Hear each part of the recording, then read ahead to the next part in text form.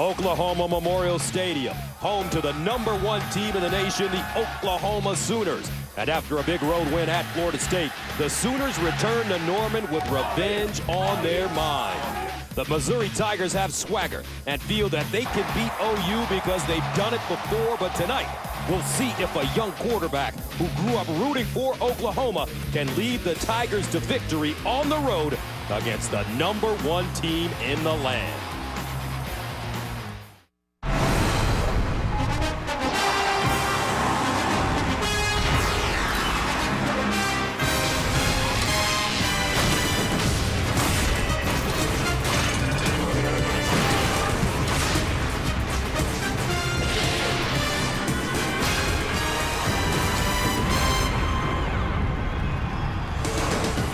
Welcome to Norman, and this is the FX Game of the Week, brought to you by Russell Athletic.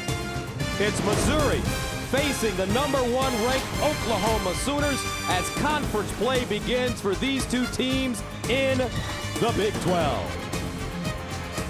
Hi everybody, I'm Gus Johnson, and welcome to Norman, where we've got a great matchup for you tonight. Last time these two teams played each other, Missouri scored close to 40 points and knocked OU out of their #1 spot. Now the Sooners are still smarting from that loss, and tonight they plan on quieting the trash-talking Tigers, and they'll have to do it without one of their best players. Wide receiver Kenny Stills is out with a head injury. He will not play at all. I'm pleased to be joined by my partner, Charles Davis. And Charles, OU coming off that nice victory on the road last week against Florida State. Offense gets a lot of attention, but defensively, they have players that can knock your lights out. And they enjoy doing it. And they did just that at Florida State last week. And they welcomed back their All-America linebacker, Travis Lewis, who looked like he hadn't lost a step at all, had 8 tackles and was all over the field. And he's guiding a youngster in the middle, Tom Ward, who's playing for the departed Austin Box. He is playing awfully well, spirited. These guys love to run and hit. All right, Missouri with a 2-1 record. Their only loss in overtime thriller at Arizona State. But that served as a breakout performance for James Franklin, their quarterback. This kid is talented. He won the job in the spring. He cemented it against Arizona State. 403 total yards. He has the team firmly on his side. His best assets, his legs, and his poise. But today, he'll need to use his arms to push Oklahoma back with second and third level throws to create some running space underneath. So some great matchups in this game this evening, and that brings us to our sprint Superstar Spotlight. You said trash-talking Tigers. Jarrell Jackson issued a challenge to the Oklahoma secondary. He'll have to live up to it tonight. And on the other side, Jamel Fleming, the lockdown corner for Oklahoma, did not play as well as normal at Florida State. You know he's been challenged all week by his coaching staff. So coming up from Norman, we'll find out if the Missouri Tigers still have the magic against an Oklahoma team with one clear objective: punishment. Kevin Frazier, Marcus Allen, studio coming up next.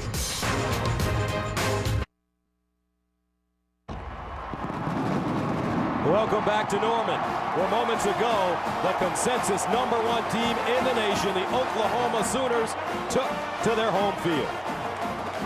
Time now to join the third member of our team on the sideline, our sideline analyst and coach, Coach Tim Brewster. Gus and Charles, Bob Stoops' message this week is let's get back on the field. Let's go to work. We've got to do a much better job of finishing this game. I'm also extremely impressed with that OU doesn't have a pre-snap foul in the first 2 games. This is an extremely focused, a very disciplined football team. On the other side of the field, the Missouri Tigers, Gary Pinkel, it's all about confidence. It's all about swagger. Defensively, they're going to have to play big. They're going to have to play fast. The substitution pattern has got to be outstanding. But most importantly, young sophomore James Franklin is going to have to play big. He's got to be a great decision maker. No turnovers, and he's got to have 6 to 7 explosive plays for Missouri to have a chance to win, guys. All right, Coach. James Franklin, his father played here at Oklahoma, also went on to the NFL. He grew up a Sooners fan, but now he's taken on the team he grew up rooting for. The temperature, 87 degrees, but it's a cool 87 as we get ready to start this one. Oklahoma won the toss. They will receive the football. Head coach Gary Pinkel in his 11th season. They were 10-3 last year, and the Tigers are coming off a 69-0 win over Western Illinois, a game in which they had a chance to get both sides of the football sharp. Meanwhile, Bob Stoops, the head coach here at OU, won the national championship in 2000. His team coming off that 23-13 win at Florida State. But tonight, he'll be without one of his best players. Kenny Stills will not play, head injury that he suffered last week in Tallahassee. So he'll sit on the sideline. As we take a look at the series note, Missouri won the last meeting, upsetting number 1 Oklahoma 36-27. So Grant Russell will send it away for Missouri. And back deep, Roy Finch and Brennan Clay. And in the end zone, Brennan Clay takes a knee. So that brings us to our Chick-fil-A starting lineups. And for OU, they rank 19th overall in the nation in total offense. And Oklahoma wanted to run the football better this year. They're off to a nice start. Lane Johnson at right tackle, developing nicely on the offensive line. And Trey Millard, their fullback slash tight end slash H-back slash wide receiver, gives them great versatility on offense. Landry Jones, all-time leading passer in Oklahoma history, 18 of 27 last week, 199, a touchdown, 2 picks. First down and 10 at the 20-yard line. Brennan Clay lines up in the backfield, and they throw the bubble screen. Here's Broyles up the sideline, and Ryan Broyles stopped on the play by Kenja Jackson. And here come the fast-paced Sooners. Gain of 7. Second down and 3. Here's a handoff. Clay over the right side, and he is short of the first down. Tackled by Gooden.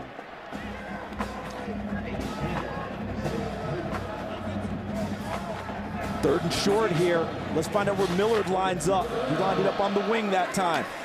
Clay again, and he may not get that first down. It'll be close. If he got it, Gus, it was the second effort and the spin at the end of the play by Clay that got him close to the first down. He was stopped well short of it. And Oklahoma normally using 3 running backs. Brennan Clay, Dominique Whaley, as well as Roy Finch. Expect to see more Roy Finch tonight. And Oklahoma's going to punt it away. Fourth and short, deep in their own territory. Bob Stoops not happy they didn't pick it up, but he doesn't want to compound things by not getting it on 4th down and turning the ball over to Missouri deep in their own territory. TJ Moe back deep for Missouri as Tress Way stands at his 15-yard line. Left-footed punter and a flag on the play.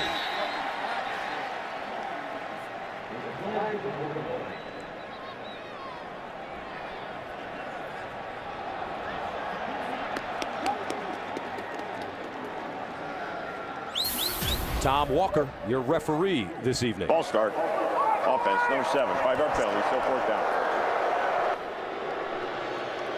And that is the first false start penalty against Oklahoma this season. Coach Brewster framed it up in the open when he talked about how impressed he was with Oklahoma in the first 2 ball games where they hadn't had a pre-snap penalty during that time. They were pleased with their discipline. They pick it up in the kicking game early tonight. So on 4th and 6, Tress Way backed up to the 11-yard line, and the left-footed punter kicks this one low.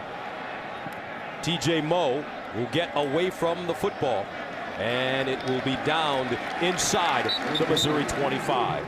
All right, the Chick-fil-A starting lineup for this Missouri Tiger football team. On offense, they rank 12th overall in the nation, 10th rushing, 42nd passing. The Oklahoma defensive front is active and physical. Missouri happy to have Travis Ruth back starting at center after an injury. And outside, Michael Agnew, the tight end, is an All-American, but TJ Moe is their answer to Wes Welker at slot back. First down and 10 at the 24-yard line. Low snap. That's been happening a lot with Mizzou. Franklin rolling out of the pocket with time. He fires at TJ Moe with the reception at the 30-yard line. Buying time, Aaron Colvin with the tackle for Oklahoma. And right away, we get a look at the skills of James Franklin, buying extra time, moving outside the pocket to create an opening for his receiver. Gaining 7 on the play, 2nd down and 3 at the 31. Henry Josie in the backfield. They give it to him running around the left side with room. Josie cuts it up. Josie with running room, and Henry Josie, the little guy from Angleton, Texas, gets to the 46-yard line. He picks up 15, and this young man has been playing great football first couple of games of the year. Normally, Missouri rotates 2 or 3 running backs. He has to carry the load due to injuries, and he's carrying it quite well early in the season. 1st down and 10 to the 45. Josie lining up in the backfield with Franklin. Look at Franklin, folks. He has unbelievable poise and composure in the pocket. Fakes the handoff, rolls out, looking for Mo. He's got a step. Mo over the shoulder, caught inside the Oklahoma 25. Tony Jefferson brings him down, but that's a gain of 31, and Franklin's got it cracking to start this game. There's TJ Moe, top target in the slot, runs a nice corner route, beating Tony Jefferson before Javon Harris can come over the top. Beautiful throw by Franklin. 1st down and 10. Franklin hands it off to Josie with running room, cuts it inside and gets another 1st down. Travis Lewis with the stop. I know it's early in the game, Gus, but Missouri's game plan is exactly what they needed. Henry Josie last week, 263 yards on 14 carries, 3 touchdowns. But so far early in the game, the running game is carrying them, and they're able to get a 2nd-level throw right off the bat with James Franklin. 1st down and 10 at the Oklahoma 13. Timeout. And a timeout called by Mizzou. And we'll take a timeout. Missouri taking it right at Oklahoma on their opening drive. Tigers knocking on the door.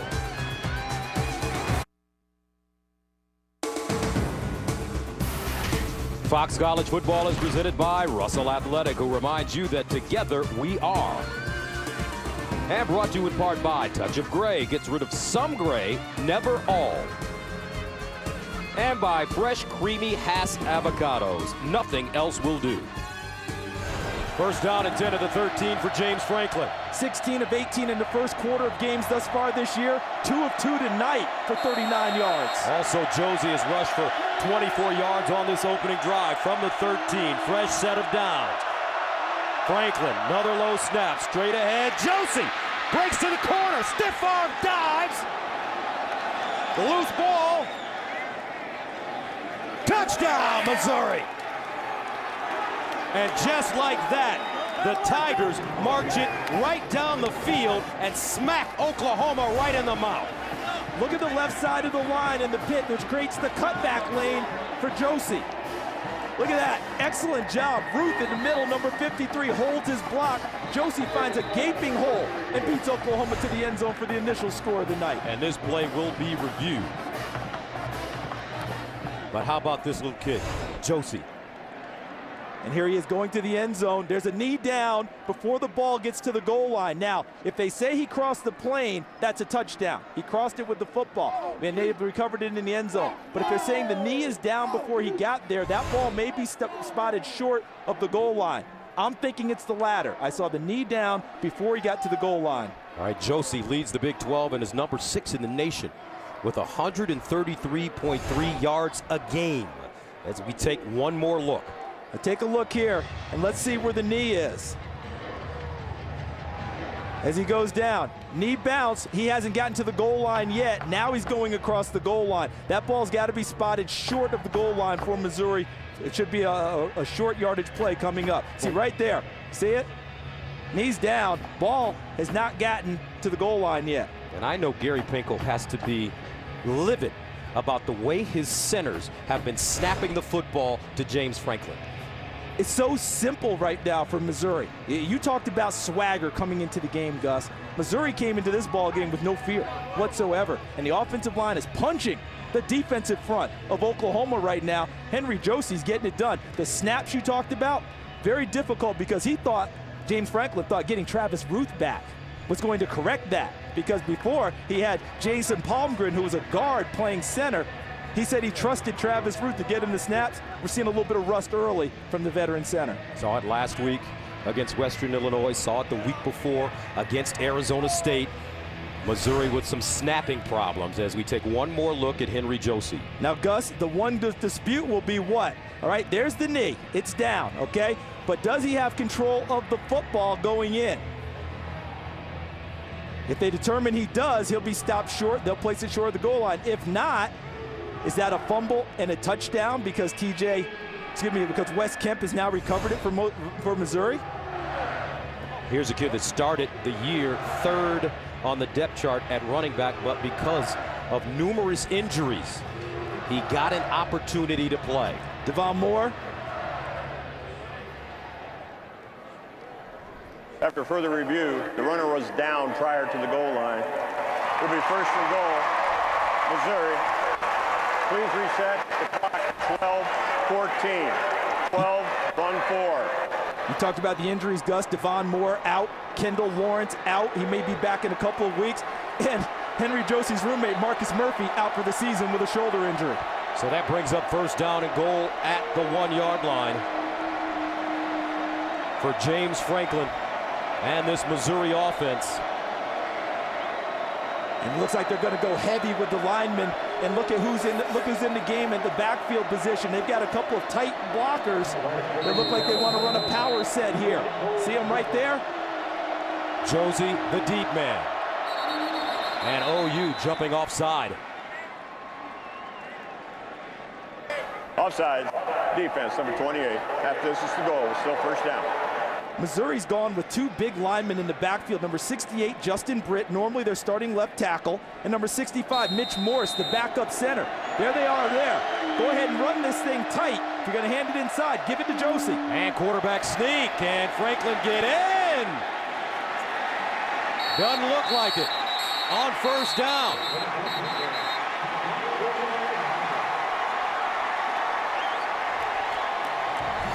See, if I'm going with a tight formation like that, I want to gain some momentum for this guy, not my quarterback sneaking it there.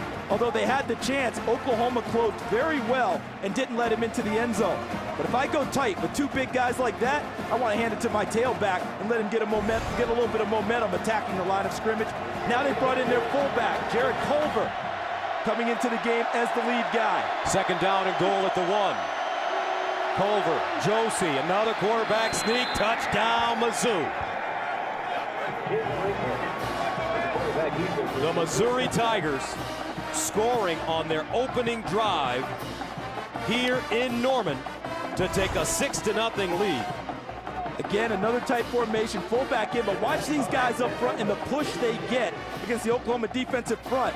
That was fairly easy for a quarterback sneak for James Franklin. He was in the end zone before he got touched. Grant Russell comes in to attempt the extra point. Up and good. Missouri going on a 7-play, 76-yard drive. They score in a little over 2 minutes. James Franklin is off to a good start.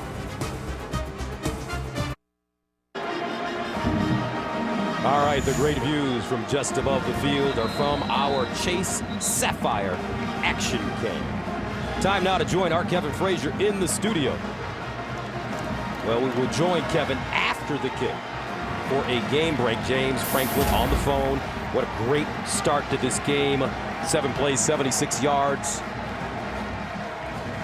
You think he's on the phone talking to Kevin and Marcus, telling them about how that first drive went? Get them ready for when we get to the studio? Gus, you nailed it about that kid right at the top, though. Unflappable, the poise beyond belief. I had a chance to talk to him before kickoff tonight. What an amazing young man. And for Bob Stoops and the Oklahoma Sooners, this is the first time Oklahoma has trailed this year. Grant Russell will send it away. Roy Finch, Brennan Clay back deep for the Sooners.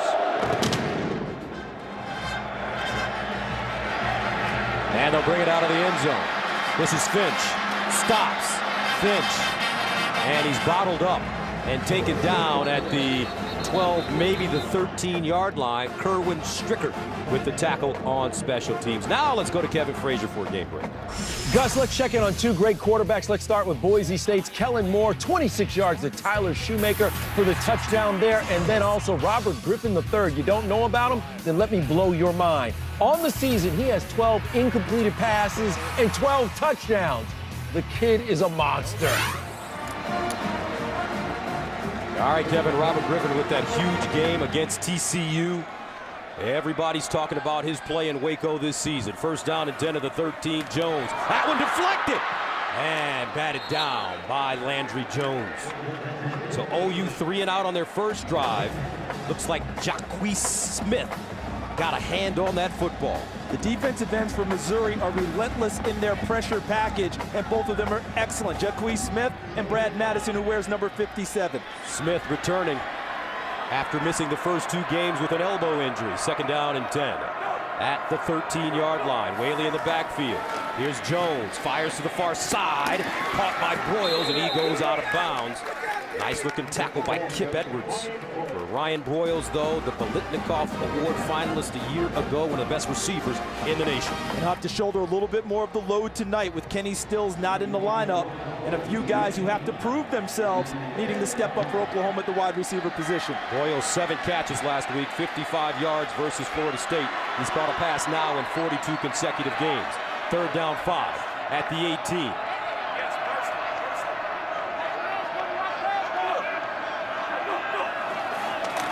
Jones rolling out of the pocket, in trouble. He throws to the sideline, incomplete, and a flag on the play.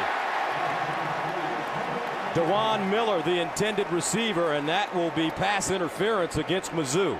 Looked like Trey Hobson, number 21, had terrific position. He was a little over-exuberant. Defense, number 21. First down, spotted foul. First down. He was right on the spot, had terrific coverage, got a little over-aggressive near the end of the play, trying to get through the receiver. The flag came out. So that brings up first down and 10 at the 25.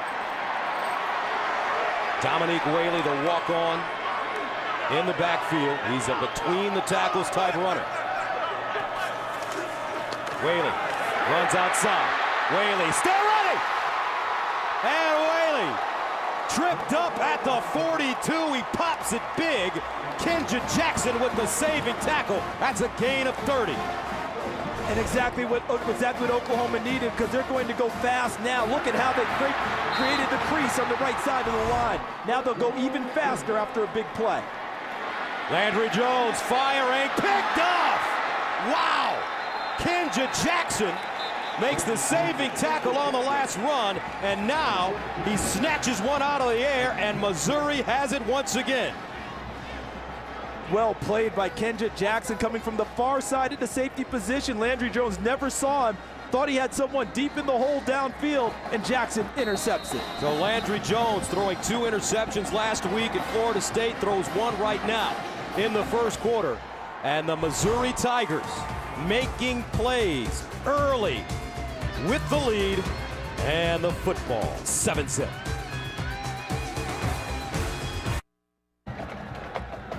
Missouri with plenty of momentum. Kenja Jackson shows it looks like he's going to have half-field coverage this way. Instead, he rolls to the middle and makes it a 3-deep zone that Landry Jones does not pick up.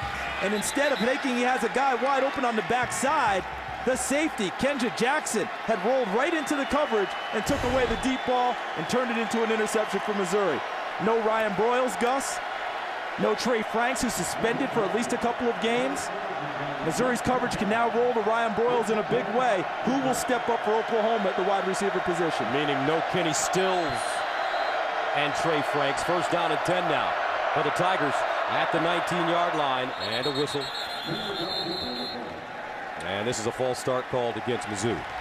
False start. Offense, number 68. 5-yard penalty. Still first down. Penalties have plagued this Missouri team at Arizona State, and they were penalized a little bit too much last week against Western Illinois. For Gary Pinkel's time frame at Missouri, they went about a 9-year period, averaging less than 5 penalties per game. Very disciplined.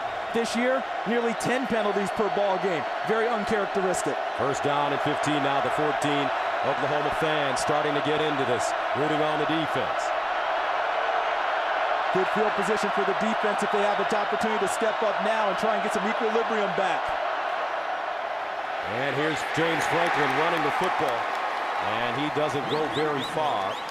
Franklin is a runner.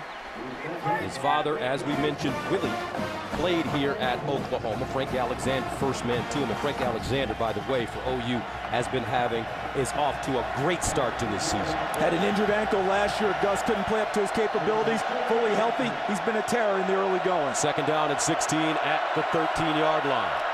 Franklin underneath, and it's caught. Jackson on a slant gets all the way up to the 25-yard line, and he's stopped by Jamel Fleming, the senior from Arlington, Texas. And on 2nd and 16, it's a gain of 11. And the Sooners tried to heat things up a little bit.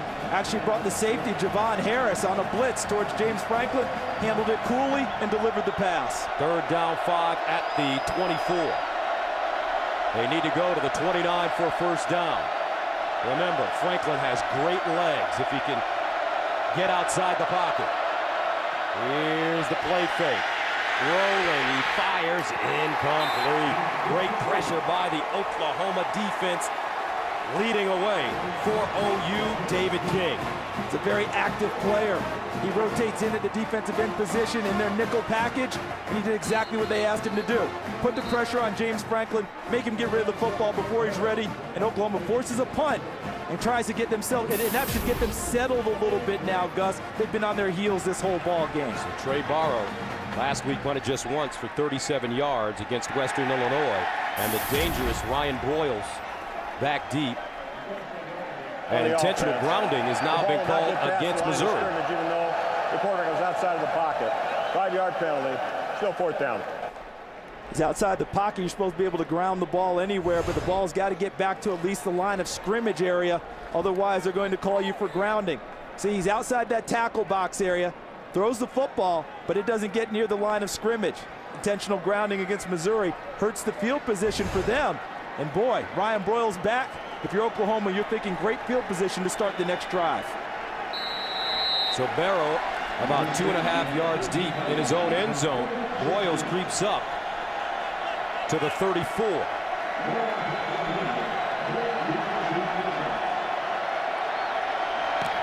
And he gets it away, wobbly kick. Broyles fields it at the 39, gets outside with the crease, and is downed at the 49. A 48-yard punt, a 10-yard return. So Landry Jones, as Kenji Jackson comes up with a tackle on special teams. Landry Jones and the Oklahoma offense will get a chance to play with a short field. And the momentum now is blunted a little bit. You know, he came into this game, a lot of people said Missouri had a puncher's chance. Well, they were doing all the punching early. Oklahoma now out near midfield. Got to stop on defense. They have an opportunity to do a little bit of punching themselves on offense. First down and 10 at the 48-yard line. Jazz Reynolds lines up as a receiver at the top of your screen. Brennan Clay in the backfield.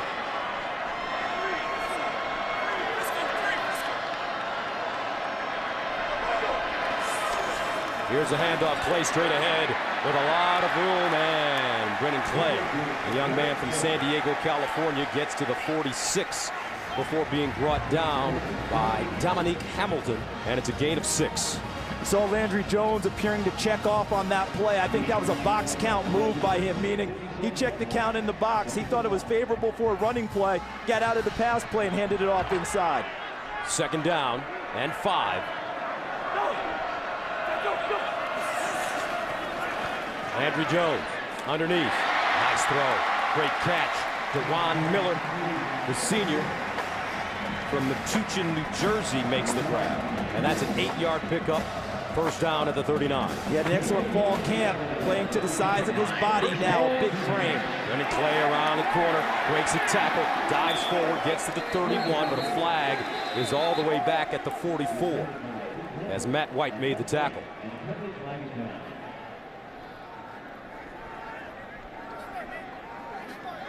Personal foul, face mask, defense, number 83. 15-yard penalty, automatic first down. I think he said 83. I would think he said there might have been 93 on that play. For Missouri catching the face mask, that would be Terrell Rosano. Take a look to the right side of your screen. There's Rosano right there, clutching the mask of Clay before Clay goes downfield. So after going 3 and out on their opening drive, and Landry Jones throwing an interception on their second drive.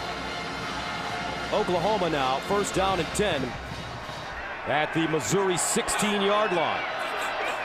Landry Jones with time over the middle, and it's caught. Miller. And DeJuan Miller gets inside the Mizzou 10-yard line.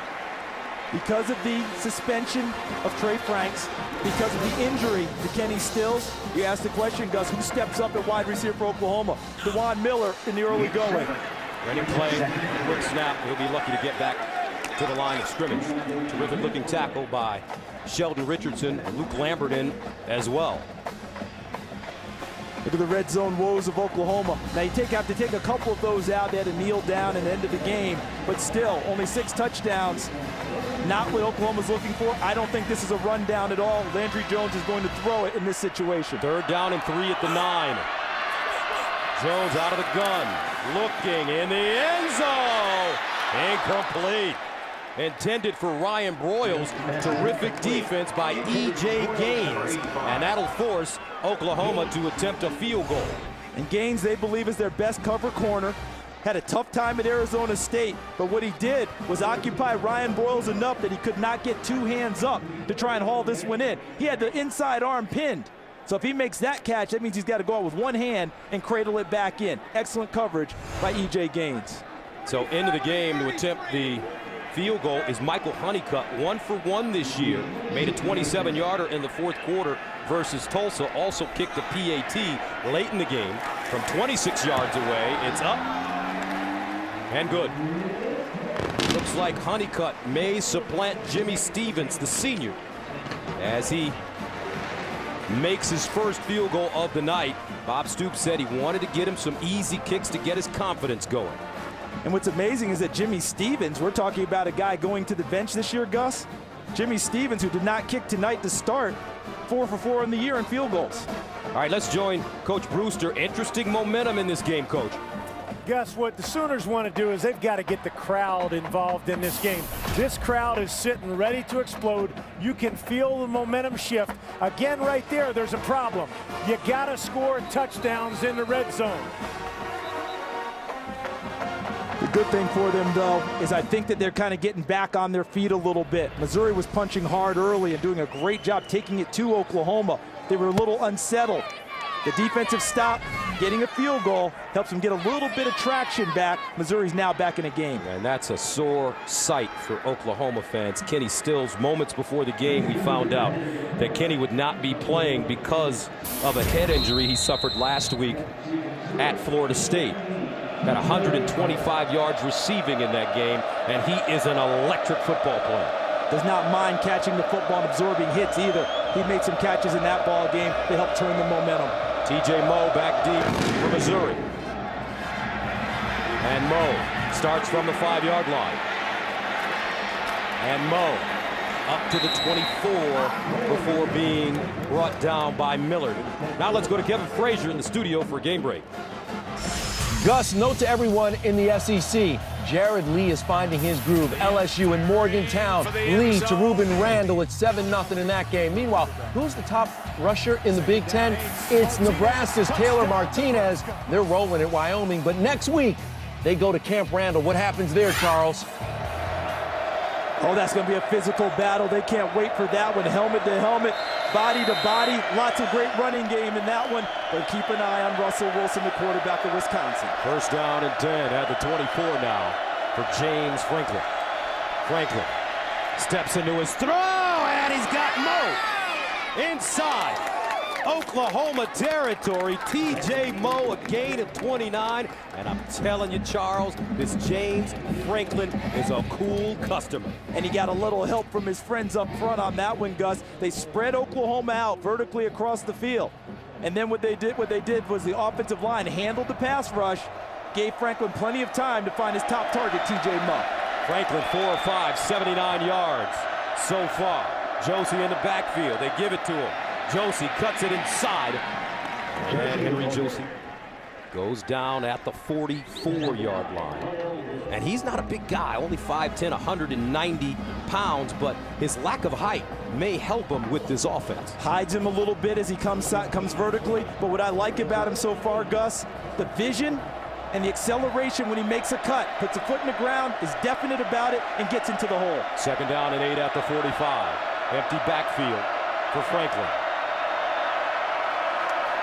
Here's James Franklin over the middle, and it's caught! Sprinting over the end zone, Washington, touchdown Mizzou, 45 yards.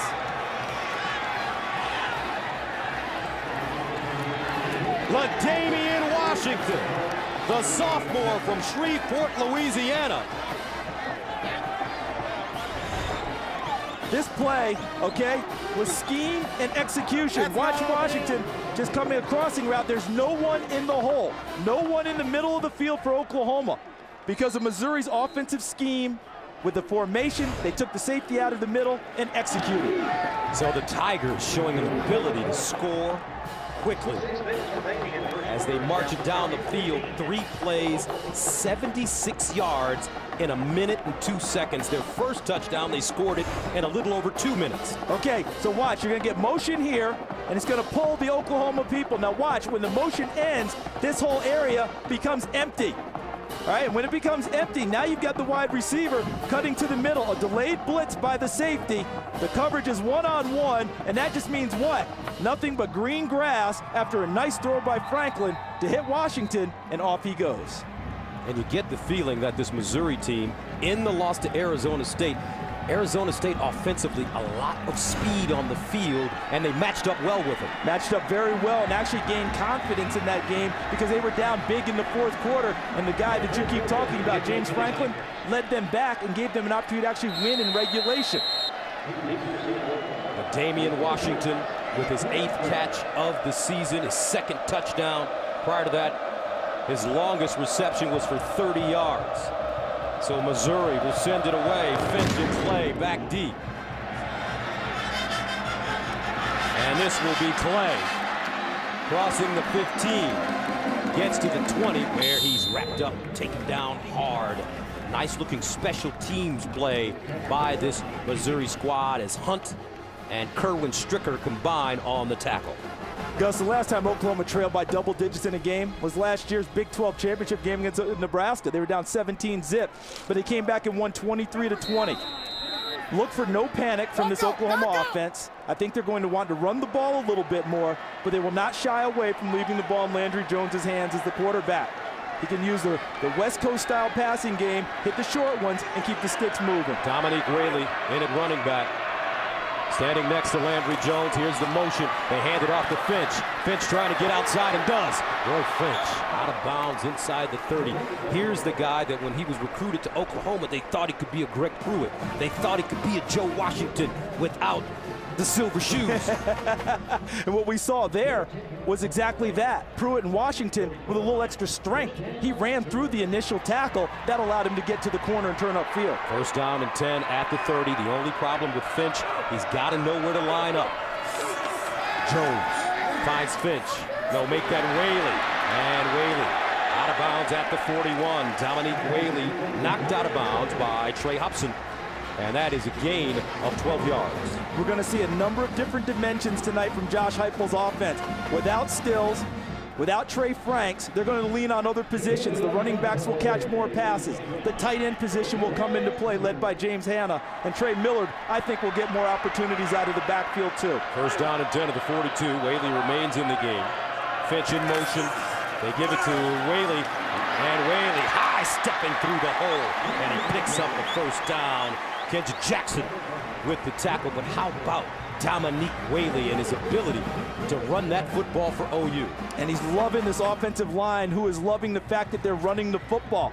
Every offensive lineman I've ever met loves to run block more than they love to pass block. They like to fire out and hit people. That's what Oklahoma's doing on this drive as they try to come back against Missouri. 1st down at the 47.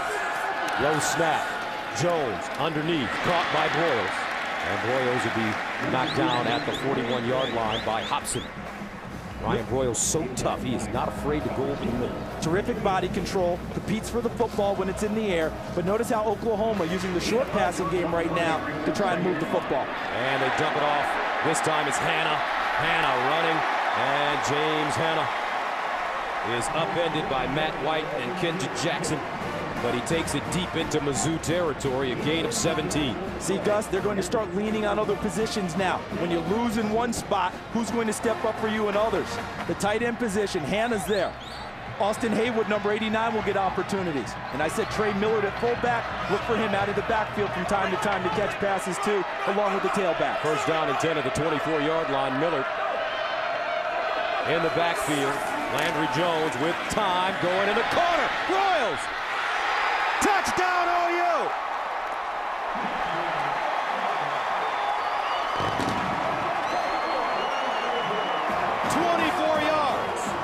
Jones to Broyles. That's the 30th time that they've hooked up for a touchdown in their careers.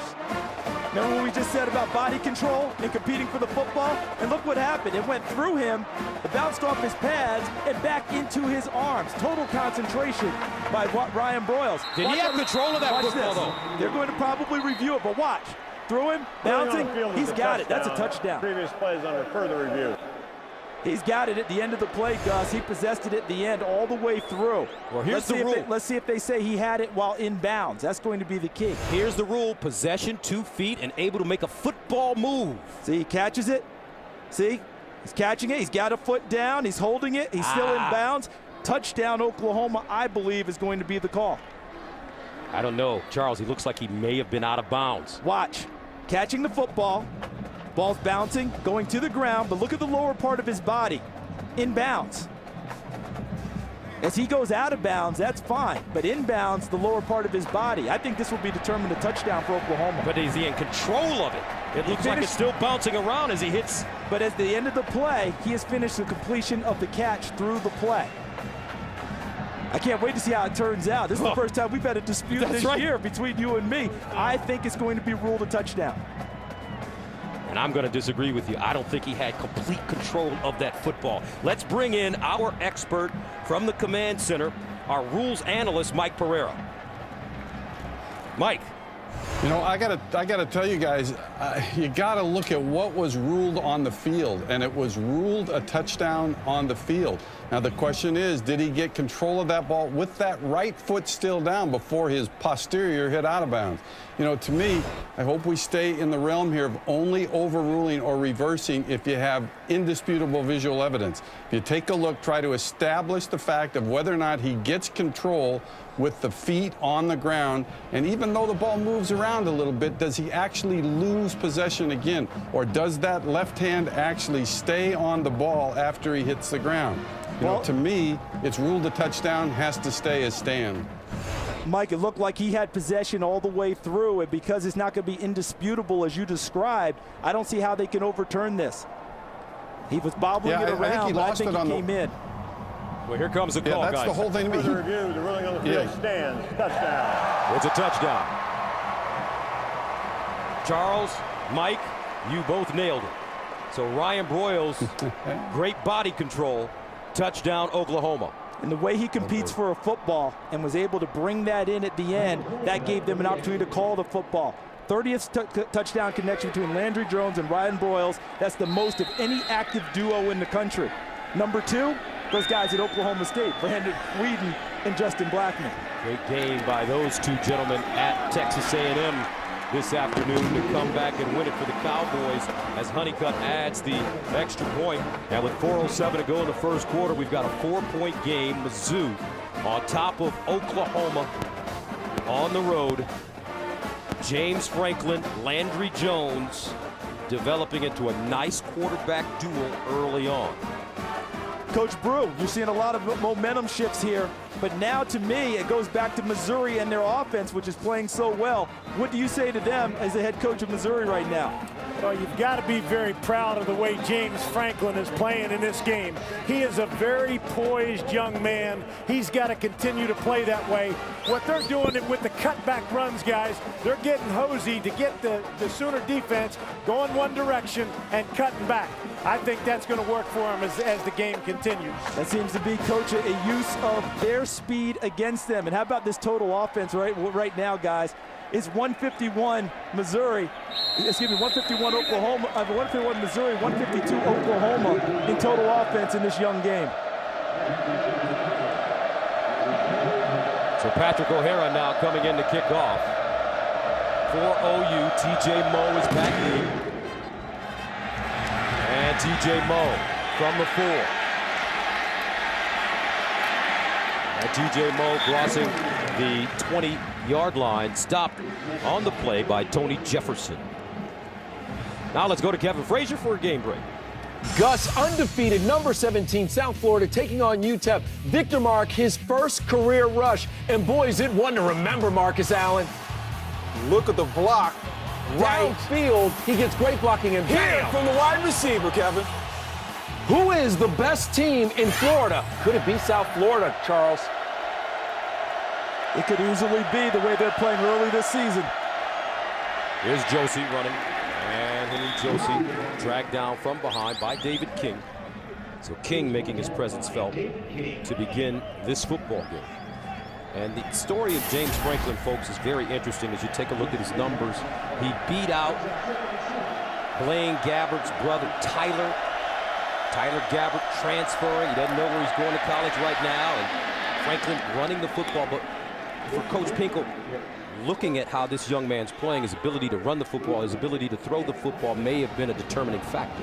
The dual threat guy in this spread offense for Missouri is a must. Remember, they've sent a number of guys to the pros as quarterbacks, one who's starting this weekend in Blaine Gabbert, but all of them had the ability to use their legs to help this offense. First down and 10 at the 35. Gabbert starting for the Jacksonville Jaguars against Carolina and Cam Newton. Here's the throw and a catch. No, incomplete. Intended for Jackson. Jarrell Jackson, who put up big numbers against OU last year in Columbia. 9 catches, 139 yards, including the go-ahead touchdown in the 4th quarter. And he was the one who talked a little bit about this ball game, saying that in Oklahoma there was nothing to be afraid of. And on that play, he almost had a catch, but Jamel Fleming came in and knocked it away at the last instant. Second down and 10 at the 35. And a handoff to Josie with running room again. He's got a first down at midfield. Aaron Colvin with the ankle tackle, but it's a gain of 15. You know what we're seeing early, Gus, is not just the athletic ability of James Franklin. We're seeing the mind of James Franklin. The reads he's making in the running game. Does he hand it to Josie? Does he pull it back and carry it himself? He's made the proper read on every running play so far tonight for Missouri, and they're moving the ball quite successfully. Josie, 6 carries, 56 yards, and we're still in the 1st quarter. Franklin pulls it down, scrambling, and gets rid of it out of bounds. James Franklin, he was recruited by Oklahoma, but not as a quarterback. Also recruited by Nebraska, Oregon, Oklahoma State, TCU, Kansas State, but couldn't play quarterback for this man, Bob Stoops, and he found a great home at Mizzou. They saw him as an athlete. Missouri saw him as a quarterback right from the beginning, says David Yost, their offensive coordinator. Second down and 10 at midfield. Jared Culver is checked in the game for Missouri. TJ Moe in motion. He is dangerous. And they give it to him. Makes the first man miss, spins, and will pick up about a yard and a half. TJ Moe, versatile football player, receiving and running the ball. R.J. Washington comes up with the tackle for Oklahoma, a gain of 2. So that makes it 3rd down and 8 at the 48-yard line. Missouri needs to go to the Oklahoma 40 for first down. Trips at the bottom of your screen. See if Oklahoma decides to go man coverage and bring someone late. That's what they did the last time, and Missouri burned them in the middle. Agnew in motion. Franklin under pressure, heaves it, and incomplete. Oklahoma bringing pressure, and that'll force the Tigers to punt it away. This time, Gus, when they brought the pressure, okay, when Oklahoma decided to come now and bring it this way, that meant they were going to zero coverage or man coverage in the secondary. No free safety in the middle, hugged up to every receiver. There's Travis Lewis putting the pressure on Franklin, who does the wise thing and gets rid of the football. Doesn't take the sack, but Oklahoma did a nice job getting the stop. Trey Barrow punting from the 37. Ryan Broyles back deep. This one popped high in the air and will go out of bounds at around the 18. A 31-yard punt, no return. All right, tomorrow it's a Fox NFL Sunday doubleheader, beginning with the Giants taking on the Eagles, or the Detroit Lions battling the Vikings, or the Niners and Bengals. Then it's America's Game of the Week as the Packers and Bears renew their rivalry. Falcons and Buccaneers, Cardinals, Seahawks. Coverage begins tomorrow with the Built Ford Tough Fox NFL Sunday pregame show at noon Eastern, 9 Pacific. Check local listings for the game in your area. Get some great games tomorrow. A rematch of the NFC Championship game with the Bears and the Packers. First down and 10 of the 17 for Landry Jones. And Jones firing underneath. Caught. Jazz Reynolds, the sophomore from Houston, who now that Trey Franks has been suspended, gets an opportunity. Kip Edwards makes the tackle. And that is his first catch of the season. So when they ask you to step up at Oklahoma, they don't want any training wheels. They turn you loose immediately. Whaley running the football. Tough sledding. He gets close to the first down. Looks like he has it. Dominique Whaley, what an interesting story last week. 21 carries, 71 yards against Florida State. He had 9 carries for 36 in the fourth quarter when Oklahoma played keep away from the Seminoles. How about what he did in the season opener against Tulsa? 18 carries, 131, 4 touchdowns for the walk-on non-scholarship player. And remember how those 9 carries in the fourth quarter against FSU, 6 of them were consecutive. First down and 10. Whaley again. And he pushes the pile forward against the 30-yard line. Bob Stoops was interested because when we were here and they were playing against Tulsa and he had the 4 touchdowns for 130 yards, we were screaming to give the guy a scholarship. We said that to Bob and he had an interesting response. He said, no. We have criteria here. If he continues to play like that, sure, we'll do it. But we don't give him after one-game performances. He's going to keep him hungry. And it looks like Dominique Whaley is playing exactly for that scholarship. Second down and 8 at the 29. Andrew Jones fires to the far side, incomplete. That one thrown a little bit high for Camille Jackson, a talented freshman out of Arlington, Texas. And right now, Gus, I think that Missouri's giving Oklahoma a little bit of a taste of their own medicine in terms of coverage. I think Oklahoma's got to look for a deep ball somewhere to push this secondary off of them. There's Dave Steckel, the defensive coordinator. He likes to bring pressure and play some man coverage. He's not afraid of that, even against a team as talented as Oklahoma. But I think Oklahoma's got to push him a little bit because the short passing game, Missouri's getting bolder and bolder in coverage. Third down and 8 at the 29. Andrew Jones with time, steps up in the pocket, underneath, he throws a strike. Ryan Broyles slides down at the 40. When in doubt, get it to Broyles, and that's a gain of 29 yards. Kenja Jackson with the tackle again. And they're going to go fast again. Anytime they have a big or an explosive play, watch Oklahoma hurry to the line of scrimmage to try and capitalize and catch Missouri napping a little bit. Let's see if OU gets his play off. They will not. And what an explosive first quarter. Missouri 14, Oklahoma 10, but the Sooners threatening as we speak.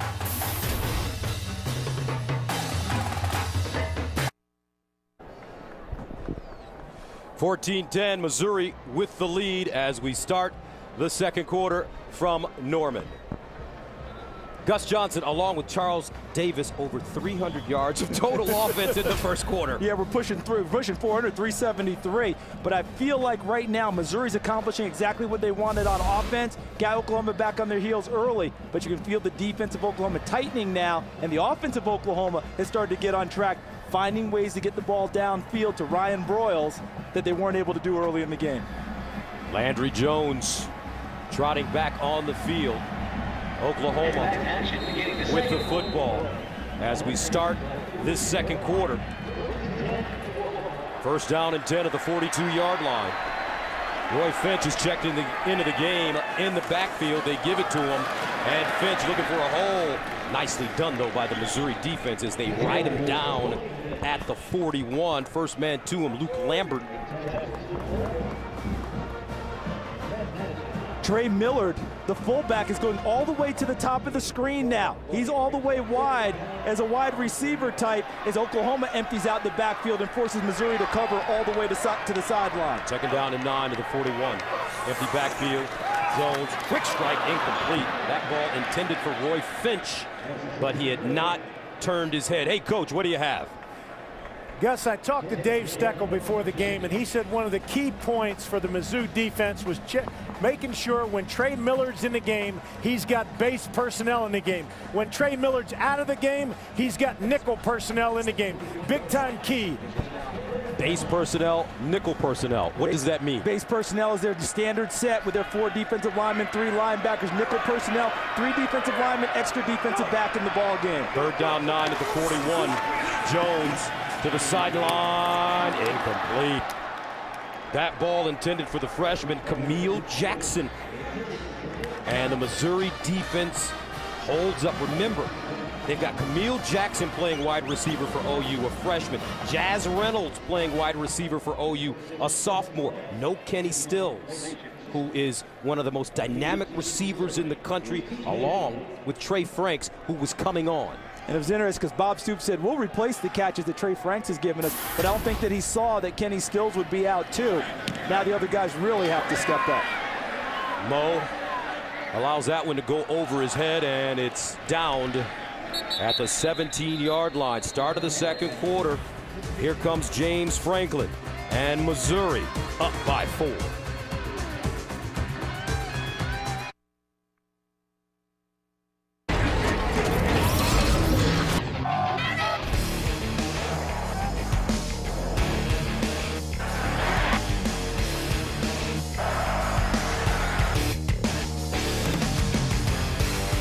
Welcome back to Norman for Bob Stoops, Oklahoma. The Sooners have won 17 in a row against Missouri in Norman. Last time the Tigers won here was 1966 when Dan Devine was the coach of the Missouri Tigers. First down and 10 at the 16-yard line. Oklahoma playing with what they call their 30 or Okie personnel, their nickel package right now on defense. And they run it. James Franklin straight ahead. Gus, Coach was talking about what on the flip side, what Missouri was doing, whether it's base personnel or the nickel package where they get an extra defensive back into the game. Oklahoma's playing out of the nickel package now because they think this gives them their best 11 players on the field against Missouri's spread offense. Second down and 7 at the 19. Franklin flushed out of the pocket with a lane. And Franklin cuts it inside, lowers his shoulder. And James Franklin gets to the 25-yard line. That's a 7-yard pickup. And not only that, Gus, he was getting ready to throw it into an interception zone. Oklahoma had covered the pass to the wide side of the field big time. He saw it, pulled it down, went back to the short side, and put them in 3rd and short. So 3rd down and 1 at the 25-yard line. Josie, the deep man, along with Jared Culver.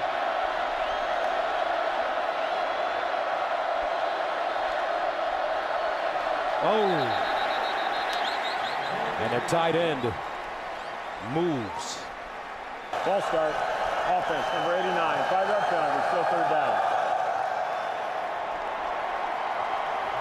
And that. Matt Hoke, who they had moved over to defensive end for a while, but they brought him back in for blocking purposes on 3rd and short. Now he turns it into a 3rd and 6 play. Which in a strange way, Gus, just puts the ball back in the hands of James Franklin, which might be a little more comfortable for Missouri. Sooner fans making it awfully uncomfortable for the Tigers.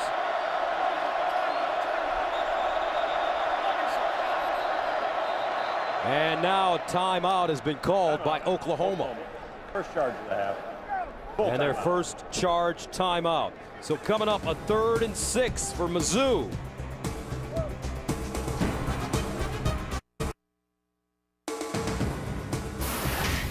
Fox College Football is brought to you by Dr. Pepper. Dr. Pepper is giving away over $1 million in tuition. Go to drpepper.com for details. And by Chrysler, imported from the D. Welcome back. Missouri faced with a 3rd down and 6 at the 20. The Tigers have converted just 30% of their 3rd downs this year, 105th in the nation. Franklin, empty backfield. They're 0 for 2 on 3rd down conversions tonight. See if Oklahoma decides to show a little pressure and play a little coverage on this play. Most of the time in this situation, they've brought pressure against Franklin tonight. Good snap. Franklin under pressure, and he gets it away, but barely. Nice job by Frank Alexander. Held Ben around the corner to disrupt the play. And the pressure really comes from up front. Watch Alexander getting back to the quarterback. They didn't do a great amount of pressure. They only brought 4. But Alexander beat Justin Britt to the corner and got to Franklin and forced him to give up the football early. It's nice when you have pressure, Gus, when you don't have to blitz. It only increases your coverage downfield. 3rd punt of the night for Missouri. And Broyles is back deep. And Broyles fields it on the run. Broyles, great coverage by Mizzou as Brian Broyles steps out of bounds at the 39, a 44-yard punt, a 3-yard return. Frank Alexander getting to the QB. Momentum shifting for OU. Coming up in moments on the Geico Halftime Show, we'll update what has been an absolutely wild day of college football. And Marcus Allen and I are going to read some of the interesting tweets we're getting from you. So make sure you hit us up before the half. Gus, Charles, it's all coming up in minutes. All right, Kevin. A lot to talk about in college football this week. And an entertaining first half as the #1 team in the nation, Oklahoma, trails Missouri at home 14-10. First down to 10 at the 37 for Landry Jones. And our 1st and 10 line is brought to you by Russell Athletic. Dominique Whaley standing right behind Landry Jones. Pistol formation.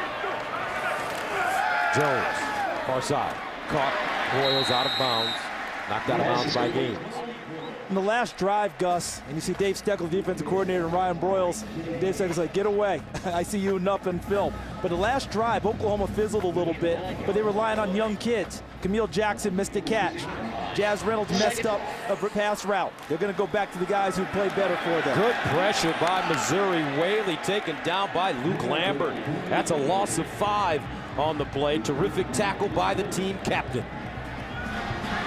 Excellent play, straight ahead pursuit. Luke Lambert, dinged up last year, able to get back on the field this year, getting an extra year and putting it to good use. That off-season knee surgery, 3rd and 7 at the 40. OU 2 of 5 on 3rd down conversions. Trips to the top of the screen. Jones firing and incomplete. Terrific play by E.J. Gaines. No flags on the play as he knocked that one to the ground. And there he is, relying on Jazz Reynolds, going to a youngster who has 1 catch on the season, the catch he had tonight, and really good coverage by Gaines, knocking that loose. The ball was well thrown. It was a good route, but an even better play by the defensive back. So that brings out Tressway as Oklahoma punts for the 3rd time. T.J. Moe standing at the 20.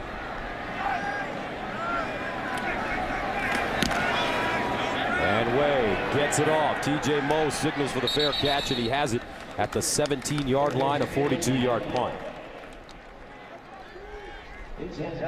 All right, let's take a look at the Russell Athletic game summary. Missouri getting off to a quick start. Terrific first drive. James Franklin on the 2nd quarterback sneak of that drive gets into the end zone, and then he comes back, and it's LaDamian Washington in the middle of Oklahoma's coverage for a touchdown, and Ryan Broyles, body control, concentration, to the ground. Touchdown Oklahoma. Missouri leads by 4. So the Tigers take over at the 17-yard line. Look at this formation at the bottom of your screen. It's like a diamond formation, bunch set. And a lot of times they want to confuse you there and then hit backside with one-on-one to the top. Franklin will run it, as he gets outside. James Franklin out of bounds at the 41-yard line, a gain of 24. And how about that? They put all the attention there, and instead of running the route, look at the top. Right there, Lucas does a nice job of faking the route and then turning it into a block on Jamel Fleming to help his quarterback. First down and 10. 11:15 remaining in the second quarter.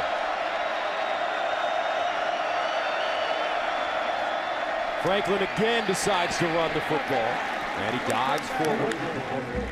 Maybe a yard on the play. Frank Alexander, first man to him. I love what David Yost, the offensive coordinator for Missouri, is doing tonight. We're seeing a lot of formations, a lot of movement, trying to get Oklahoma a little bit off balance, trying to create mismatches and matchups. And there's Yost at the top. And he's doing a really nice job calling this game, showing a lot of looks at Oklahoma and putting the ball in the hands of James Franklin to carry them. Second down and 9 at the 42. Josie has been quiet lately. Franklin firing down the field. Incomplete. Some miscommunication on the route. Marcus Lucas, the intended receiver. And out that will bring up third down and long. And with the way this game has been going, with what we've seen from James Franklin, I'm thinking that Marcus Lucas ran the wrong route. I'm thinking James Franklin knew where the ball needed to go, but instead now a big third down. Oklahoma last time only brought 4. Will they bring more in this case to put the pressure on Franklin? Missouri needs to go to the OU 49-yard line. 4 receivers at the bottom of your screen. Spread them out, empty set again. Franklin decides to run. Can he get there? Bounces it outside, and he will not be strong enough to get the first down. Javon Harris, who's wearing number 12 tonight in honor of Austin Bucks. On 3rd and 9, Missouri only getting 8. But let's see what they decide to do. Yeah, right here's a situation where if you're Oklahoma, you're going to go into what we call punt safe. Keep your defense on the field just in case. They may run a punter out there, but this is a perfect opportunity if Missouri wants to go for a fake. It's a great field position, and they like the way their defense has played the last couple of series. 4th punt for the Tigers.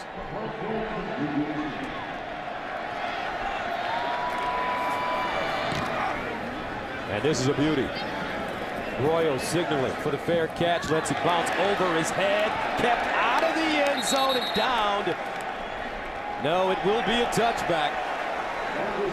Gaines trying to keep it out of the end zone, 50-yard punt. But a 30-yard net.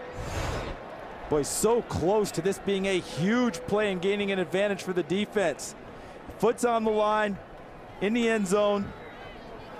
Tried to bat it back, unable to do so. When you look at this Missouri team, we know that probably the greatest state for recruits is the state of Texas. A lot of Texas players on Oklahoma.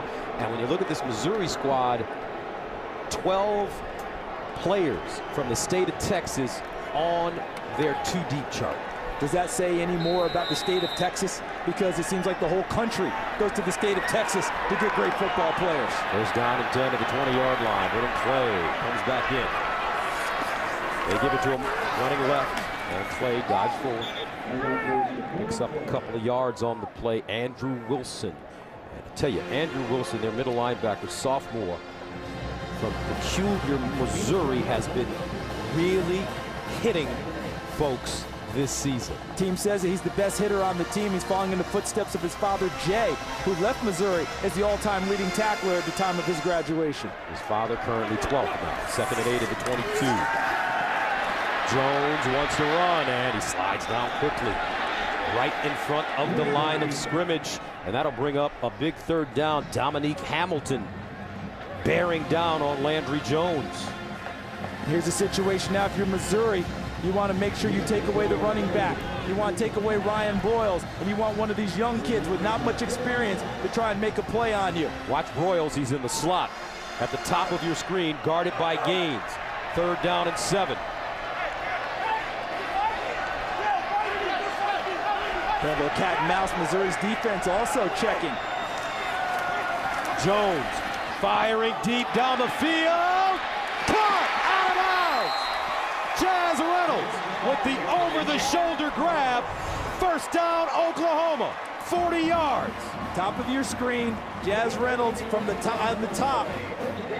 Beautiful catch, because that's exactly what Missouri wanted. A young kid having to make a play. They took their chances, and he did it. First down and 10, they swing it out. Royals breaking tackles. Ooh. And Kip Edwards and Royals, nice collision on the sideline, but Ryan Royals picks up 13 on the play. And what an escort he got from his tight end there. What a great job on the corner right there. James Hanna was the initial block that allowed him to get to the corner. Royals 7 catches, 101, and a touchdown. Play fake, screen. This time, they get Hanna down the sideline, and he steps out at the 10. Xavier Gooden giving chase. Watch, it's a corner blitz. Watch right here. Coming right at you is number 1, Kip Edwards. And what did they do? They screened right into the vacated area. Nice pickup by Oklahoma. First down and 10 at the Missouri 13-yard line. Landry Jones all day, flushed out. Jones wants to run it, and Landry Jones tiptoes out of bounds. At the 8, Rosano giving chase. This is what pressure does for you, because watch the top, watch the back of the end zone. Look who's wide open there. That's number 16, Jazz Reynolds. But because of the pressure from Missouri, Landry Jones was unable to set his feet and have the time to find the wide open receiver. Second down and 4 at the 7. Brennan Clay lining up with Landry Jones as he looks toward the Oklahoma sideline. And now they call a timeout. They're second. And we'll stay right here.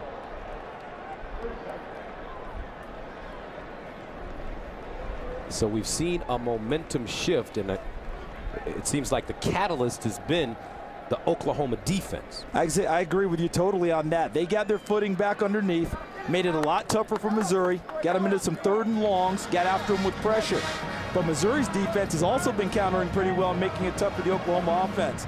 I think on this second down here, Coach Brewster, keep it in the hands of Landry Jones. He's moving well in the pocket, looking for receivers. Yeah, they seem to be in a rhythm right now, very comfortable. But again, you guys know me. In this situation right here, let's be physical with the football. Let's be physical. So you want to run the football here if you're Oklahoma? You know, Charles, I think it gives your offense tremendous confidence when you're able to run the ball in the end zone. Yeah, but when you look at this Missouri squad, they feel like one of the biggest strengths of the team is their front 4 on defense, and they don't think Oklahoma can run it off. Let's see. And Dominique Hamilton, number 90, is a big reason why. He's their run stuffer inside. Second and 4 at the 7. Clay in the backfield. Jones will throw. Clay with the catch, knocked out of bounds. Great tackle by Kip Edwards. Looks like a first down, but he saved the touchdown as he picks up 5 on 2nd and 4. Landry Jones went through his progressions, able to swing it to the back, fit to the back. And Brennan Clay with nice hands catches it, holds on after the hit. First and goal for Oklahoma. Let's see if they do what Coach Brewster talks about here. Go big with the offensive guys and try and pound it in with Whaley at tailback. So they bring in Millard. He serves as the H-back. Dominique Whaley, great short yardage back. They give it to him. Hesitation, and he won't even get back to the line of scrimmage. He loses 2 yards on the play on 1st and goal at the 2. And that was stacked up, Gus, by Sheldon Richardson, number 34. He actually took out the legs of Trey Millard, so he had no momentum to throw a block. Also, Terrell Rosano in on it as well. 2nd and goal at the 4. Dominique Whaley, the single setback. Landry Jones throws the fade in the corner, and it's incomplete. E.J. Gaines. He is an athlete, sophomore. Look, they want to throw it to their best receiver, top of your screen, one-on-one, Ryan Broyles and E.J. Gaines. Wonderful job by Gaines, not allowing separation and able to locate the football and knock it away. 3rd down and goal at the 4. Dominique Whaley with Jones. Big play here. Landry Jones. Touchdown, Broyles. Landry Jones throwing a BB. And that's a second touchdown of the night for Ryan Broyles. They went fade before to Broyles. This time he runs the route and gets separation from the defensive back coming back to the football. See, just a little subtle move inside. Small little push, nothing where he gets his arms extended where they're going to call a penalty flag. That's an experienced receiver working it to get a touchdown. So Landry Jones going to his favorite target, and Oklahoma takes the lead with 6:36 to go in the second quarter, 17-14. Big first half for Broyles. Oklahoma counterpunching up 17-14.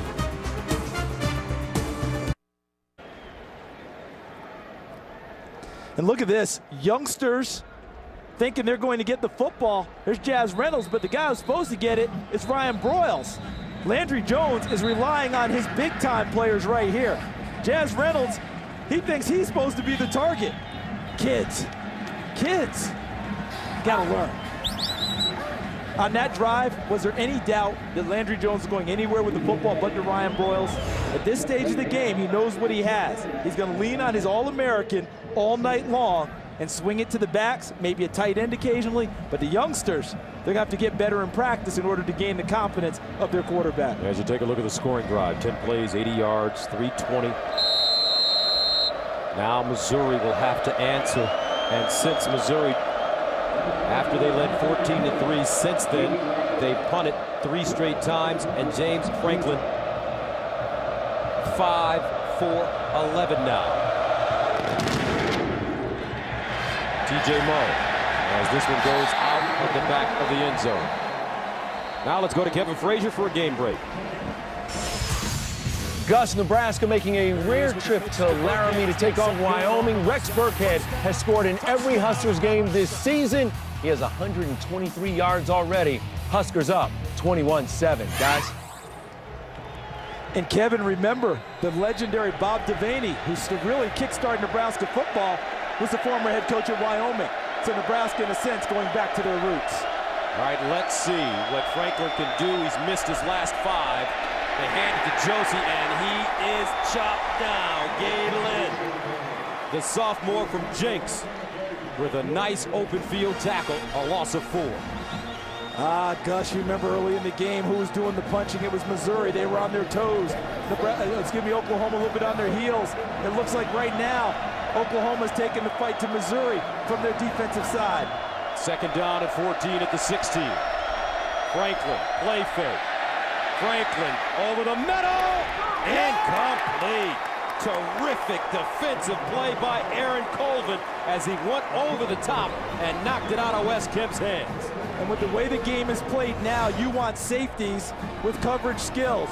Watch Aaron Colvin, who was a cornerback last year, moved into safety. The cornerback skills came right back into play, right through the hands of the receiver. So expect Oklahoma to bring the heat. Third down and 14 at the 16. Missouri needs to go to the 30 for first down. Trips at the bottom, Twins at the top for the Tigers. Agnew in motion. Franklin under pressure. Franklin wants to run it, and he'll go out of bounds short of the first down. With 5:54 to go, Travis Lewis, who returned last week against Florida State after breaking a bone in his big toe during training camp. And what a leader he is. And right now, Travis getting up slowly. He's got a small little limp in his gait. The coaches call a little hitch in his giddy up. But I think on that tackle, he might have gotten hurt in the upper portion of his body trying to knock James Franklin out of bounds. So here he is making the tackle. Franklin knocks him over the sideline. There's a little kick. You see the heel of James Franklin? It looked like it came underneath the headgear. Watch the end of the play. There's the tackle. Now look at the heel right there. Kick back up into the face of Travis Lewis. But Oklahoma on display on that play. the speed, the pursuit, forcing Franklin out of the pocket, and then what they do so well, tackle in the open field to prevent the first down. Coach, what has Oklahoma, what has Brent Venables, the coordinator for OU, done to offset this Missouri offense? Well, it's really interesting, Gus. In the nickel defense, they've gone from a 4-down front to a 3-down front, and they're bringing Tom Ward as the 4th rusher. We've got to isolate on Ward. He's doing a great job rushing the passer for Oklahoma as their 4th rusher. So they're not using a number of guys to bring the heat. If you can get it done with 4, even out of your nickel package, that's a win for your secondary. Royals standing at the 35-yard line. 4 straight punts for the Tigers. This one angled, and it takes an interesting bounce and will be down around the 30-yard line. And don't forget, coming up at the half is the Geico halftime show. Kevin Frazier and Marcus Allen. They'll have the latest from LSU, West Virginia, Nebraska, Wyoming as well. That LSU West Virginia game shaped up as a big one tonight. Mountaineers at home had a tough one last year at LSU. They thought they would be able to compete. LSU awfully tough on defense, though. Conference play beginning here in the Big 12. A lot of great games going on today. Oklahoma State winning at Texas A&M. And the 1st and 10 line brought to you by Russell Athletic. First down now at the 30 for Landry Jones. He has 5:28 remaining in this first half. And they hand it off Miller. And Miller picks up the first down, chopped down by Gaines. Told you he was coming, Gus. Trey Miller, the native of Columbia, Missouri, home of the Missouri Tigers. His mom, Joy, works for Missouri University, head of their conference department. He got out of the Tigers' clutches, and the Sooners love having him. First down to the 44 now. 1 timeout remaining for Oklahoma. Landry Jones looking. Landry Jones goes for it all. Jackson! Incomplete. Kip Edwards covering. Camille Jackson had to make a turn. It would have been a tough catch. Watch, he doesn't give enough room for his quarterback to fade him to the sideline, Gus. He's got to run that pattern a little closer to the bottom of the numbers so that when he fades to the sideline, there's room to catch the football. He actually ran himself out of room on that pass play. Second down and 10 at the 44.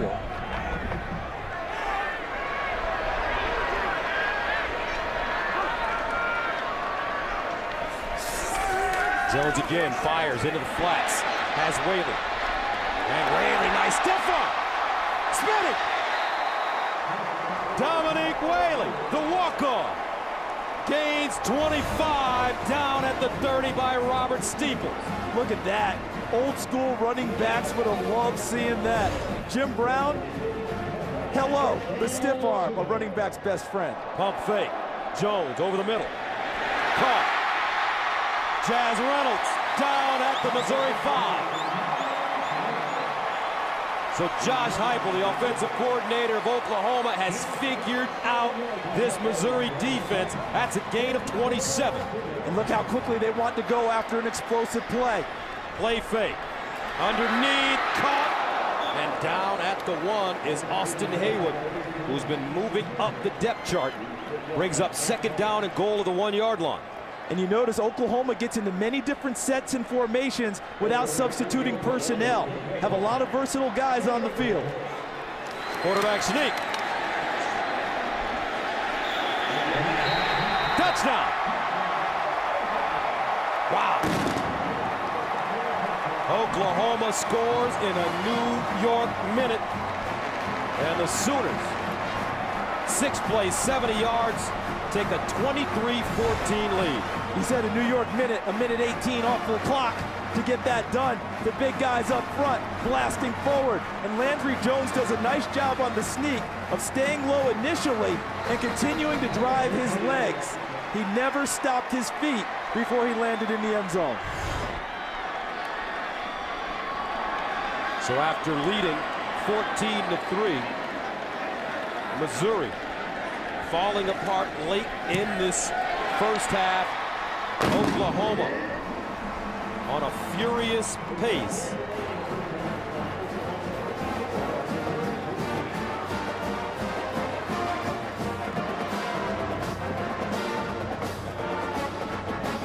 "21 unanswered points for the Sooners. 24-14 our score." Coach Brewster. Coach Brew, what are you feeling right now? You had the momentum going one way earlier. It seems like it's really flipped. It has really changed, Charles, and what's got to happen now, Mizzou's got to make a deliberate response, or this game can possibly get out of hand. They've got to do a great job with this drive, Charles, and somehow come up with some points. And the way I think they're going to have to do it is they've got to get the ball into the hands of their key playmakers now, even if they're throwing it short. TJ Moe hasn't touched it in a while. They've got to get Henry Josie active again, even if they swing him out of the backfield to take a little pressure off of James Franklin. They got to keep doing what they're doing. James Franklin has got to step up right now. This is a great moment for James Franklin.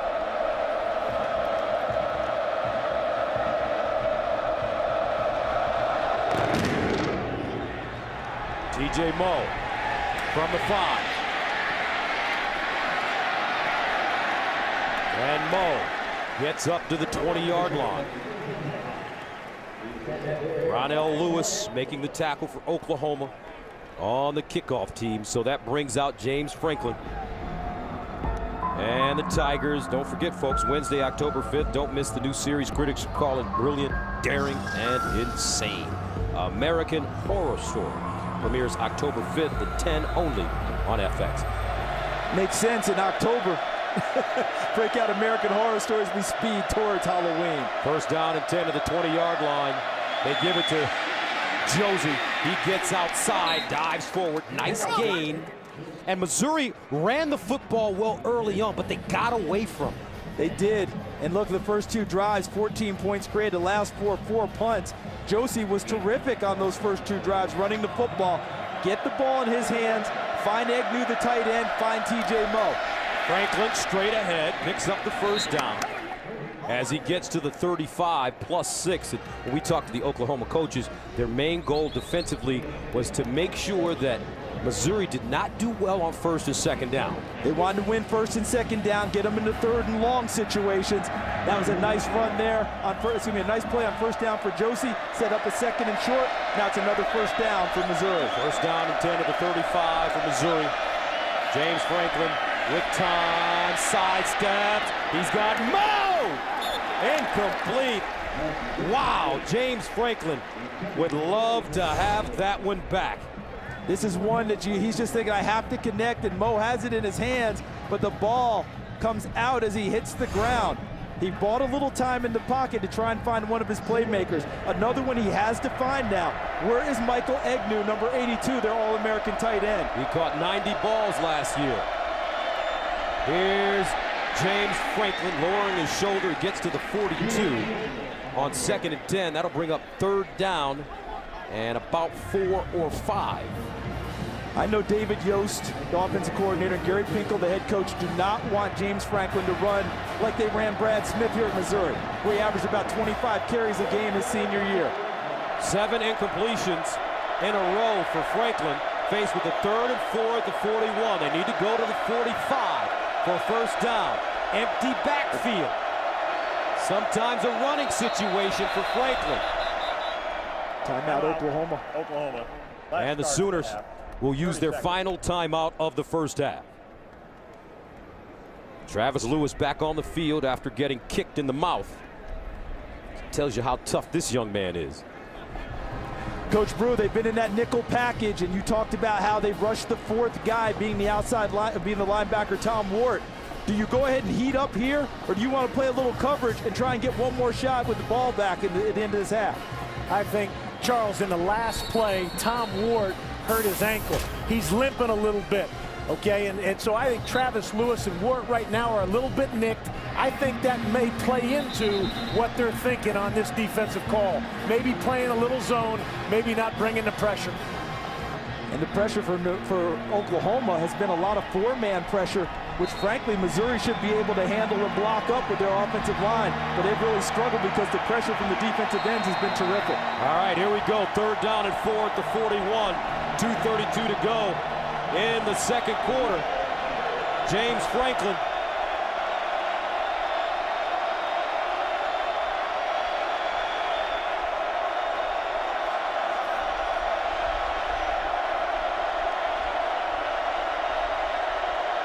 Here comes a blitz. Franklin fires.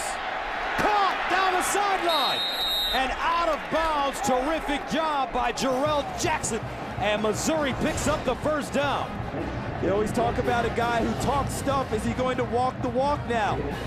Jarrell Jackson said before the game there was nothing to be afraid of but with Oklahoma. He didn't see it. And now he gets an opportunity and makes a big catch. And what a clutch throw. A poised throw by James Franklin. 1st down and 10. Mizzou. And they hand it off. Josie trying to get outside, but nothing doing. Frank Alexander, ball player, as he comes up and makes that tackle. Alexander, watch him up here. He'll come down the line and end up making a play. Look at him coming through the trash in the middle of the field and running him down. No gain. 2nd down and 10 at the 34. Clock continues to move. 1:48 and counting. TJ Moe in the slot here. They haven't found him lately at all. One opportunity, unable to catch it on this drive. Franklin with time, and incomplete. Jarrell Jackson, the intended receiver, he had it in his hands, but couldn't hold on. And that play was made by the far side corner, Demontre Hurst, who fell back into coverage and battled him all the way through. Jackson had it, a well-thrown ball, and he plays through his hands and knocks it free. Aren't you supposed to get your head around and play the ball, not the man? Doesn't matter if there's no contact before you get to the wide receiver. Good point, partner. 3rd down and 10 at the 34. Big play here for the Tigers. I'm sensing they come after him a little here. Franklin wants to run it, and Franklin will get it to the 27-yard line. So Missouri with the decision in front of them. Ronell Lewis with the tackle. Do they go for it on 4th down and 4, or do they bring in Wrestle and attempt a field goal? They know how far he can go. I think his long in his career is about 50, but they've got it inside the 30, and they think if they get to the 30, that's field goal territory. They're going to let the clock run down now, because no matter what, they want to take some time off the clock for Oklahoma getting the football back one way or the other. Last week, Russell was 2 for 2, hit a 28-yarder and a 25-yarder. This would be from 46 yards away. And remember, Russell missed a 48-yarder on the final play of regulation versus Arizona State. ASU won that game in overtime, 37-30. However, his coach, for reasons that he knows, iced him twice, calling 2 timeouts before the kid had a chance to kick the ball. They were trying to get Arizona State to jump on defense. They thought they had something in a look where they would jump and they would gain an additional 5 yards. That evening, he felt like Grant Russell needed the 5 yards. Every game and pregame, they come up with a determined number. How far can we go tonight with you kicking the football? That night, Gary Pinkel thought that number was less than 48. So from 46 yards away, Grant Russell. And that one is no good. With 40 seconds remaining. He has been so accurate in his career, Gus, that these misses are really a surprise for Missouri. And that one never had a chance because he pulled that left. That was similar to the kick that he had at Arizona State with a chance to win it. Just pulled it left all the way to right from the beginning. Career coming into tonight, 49 for 54 in field goals. So you know he's awfully accurate. They've got a lot of confidence in him. But the last few kicks have not been the Grant Russell that they've known in his career. Now you brought up a point though. Look at Wrestle's left arm. He's got a cast on it, and you know how kickers are, like golfers. If there's extra weight in your club, it can throw you off a little bit. Just wonder if maybe there's a little something there. You get a little bit off balance. You might not even really know it, but it could get into your head. Grant Russell has not looked like himself on the last few kicks. 40 seconds to play. Here's a handoff to Brennan Clay. And he'll get outside. Pick up about 8.5, 9 on the play. No timeouts remaining for Oklahoma. Well, the Sooners, after being down 14-3, are content and heading into the locker room with a 24-14 lead. Certainly appears that way with the time they're taking, with the play call coming in or not, as they wind this thing down towards 10 seconds to go in the half. Because if they really wanted to do something, they would have hurried up and ran a play. But I don't think so now. They're going to the half secure with a 10-point lead. 24-14 our score. At halftime, Oklahoma storming back. Ryan Broyles, 2 touchdowns in the first half. Let's join our Coach Brewster on the field. Chuck, speak up. And Ryan Broyles with 2 big touchdowns. Now let's go downstairs to Coach Brewster. Coach, talk about the momentum shift there in the second quarter and how you guys seize momentum of the game. Well, you know, we got caught in some man defenses, didn't play them very well. They beat us, settled down. Defense got the tempo a little of their pace and settled in a little bit and played a little better. And then offense has been a little inconsistent, but we've made enough plays. Talk about Jazz Reynolds and his taking over for Kenny Stills. Yeah, Jazz is stepping up. He's made some nice plays. Good luck, Coach. All right, our halftime score, 24-14. We'll send you to Kevin Frazier and Marcus Allen in Los Angeles for the Geico halftime show after these messages.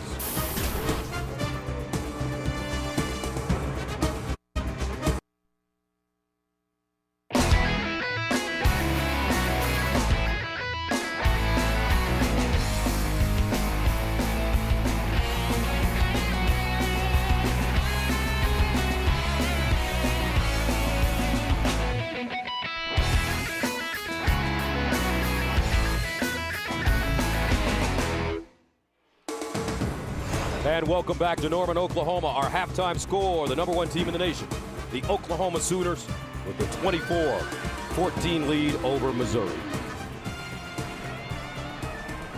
Gus Johnson along with Charles Davis. And Charles, Oklahoma making some great adjustments after being down 14-3 to come back and take a 10-point lead at halftime. Well, defensively, they got snug with the wide receivers. The big touchdown to LaDainian Washington, they missed a jam. He got into the middle of the coverage and went. After that, they started jamming better, tightened up on the coverage, and the pass rush started to get there. But for Missouri, the first half, running the ball, James Franklin did a great job taking care of the football, ran it well himself. But remember this Missouri team, down 30-16 in the fourth quarter at Arizona State, came all the way back. They get the ball to start the second half. And James Franklin, look at the smile on his face. He always looks like he's got a secret that nobody knows about except for himself. And you take a look at the first half statistics, both teams able to move the football. And for OU, 355 yards in total offense, 271 coming by way of the pass. So Missouri will get the ball to start the second half. And as you mentioned, against Arizona State, they were down by 2 touchdowns, managed to come back and tie the game and have a chance to win it at the end of regulation. But Wrestle missed a field goal. Patrick O'Hara will kick it away. TJ Moe back deep. And the second half underway. Line drive kick fielded at the 1-yard line by Moe. He crosses the 20 and crashes forward to the 24. Let's join Coach Tim Brewster, our sideline analyst. Gus, I thought that Oklahoma responded extremely well in the first half to being down. Now it's time for Mizzou to show a deliberate response and get back in this game. It's a 24-14 game. They got the ball. They need to do something with it now. They may need to let James Franklin go a little bit. First down and 10 at the 24. Franklin 1 for his last 8.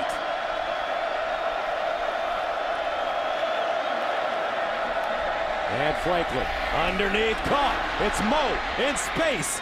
And TJ Moe gets to the 45, picks up 21 yards. And in order to help young James Franklin, he needs his playmakers to get open and make these types of plays. Give me Moe. Also give me more Jarrell Jackson. Make sure Henry Josie touches it. And where is the All-American tight end Michael Agnew? No catches thus far. First down and 10 to the 45. Here's Franklin running a football. And he dives forward, gets inside OU territory as he picks up 6. Aaron Colvin with the tackle. Let's take a look at the first and second quarters for James Franklin. Yeah, it was almost a tale of two, wasn't it? 5 of 9 to get started, big plays downfield, and then the pressure increased. Nowhere to go with the football. Second and 4. Low snap, handle to the sideline. He slings it out, and that's the tight end you've been waiting for, Michael Agnew, but he can't hold on. They've got to increase opportunities. And back-to-back low snaps that you noted, Gus. All right, they got the center back that they want, Travis Ruth. But right now, James Franklin is playing shortstop back there as well as quarterback. That can hurt the timing of plays. Third down and 4 at the 49.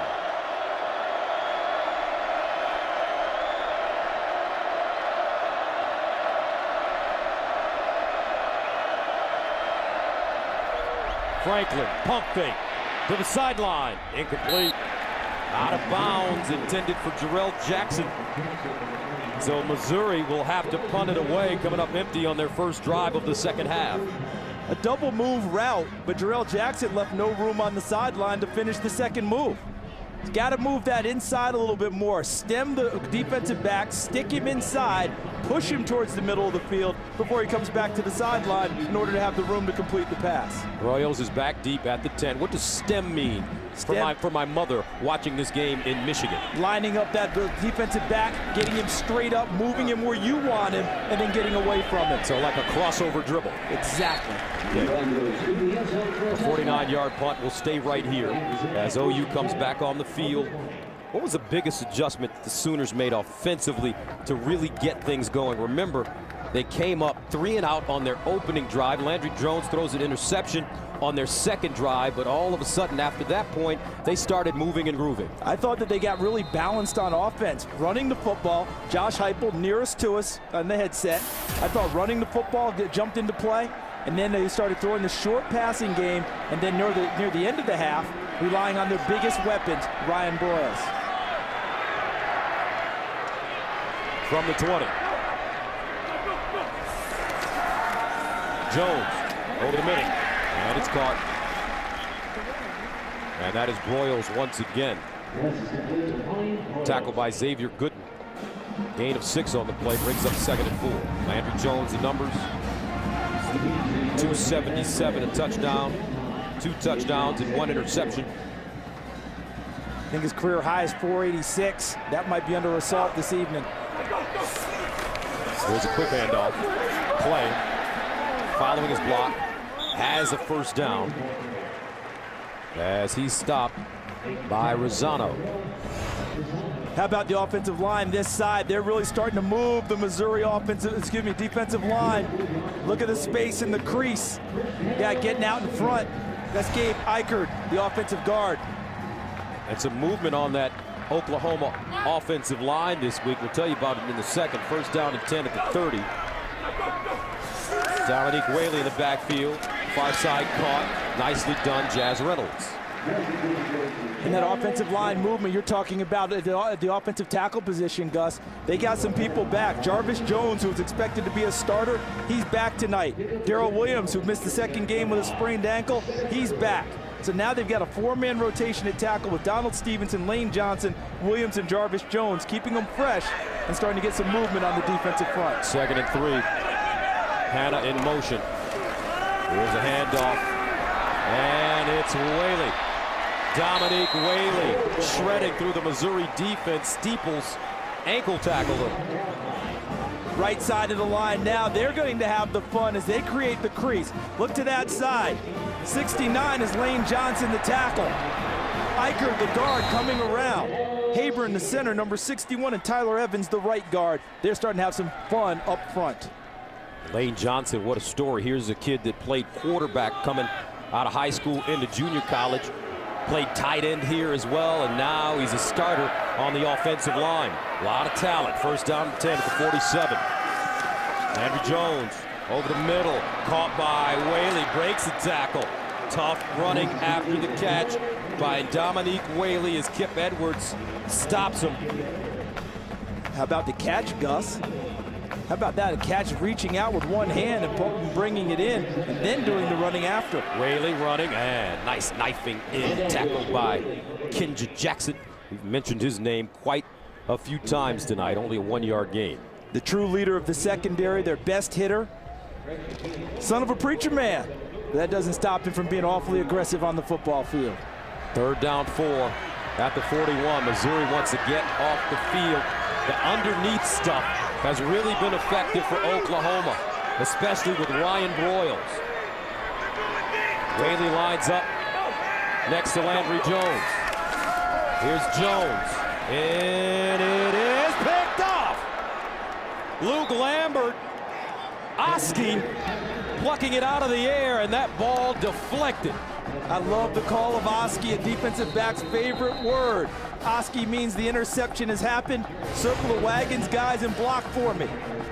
Watch to the inside. Lambert, 33, cleaning over the top, catches the tip drill, and Missouri gets a big stop to start the second half.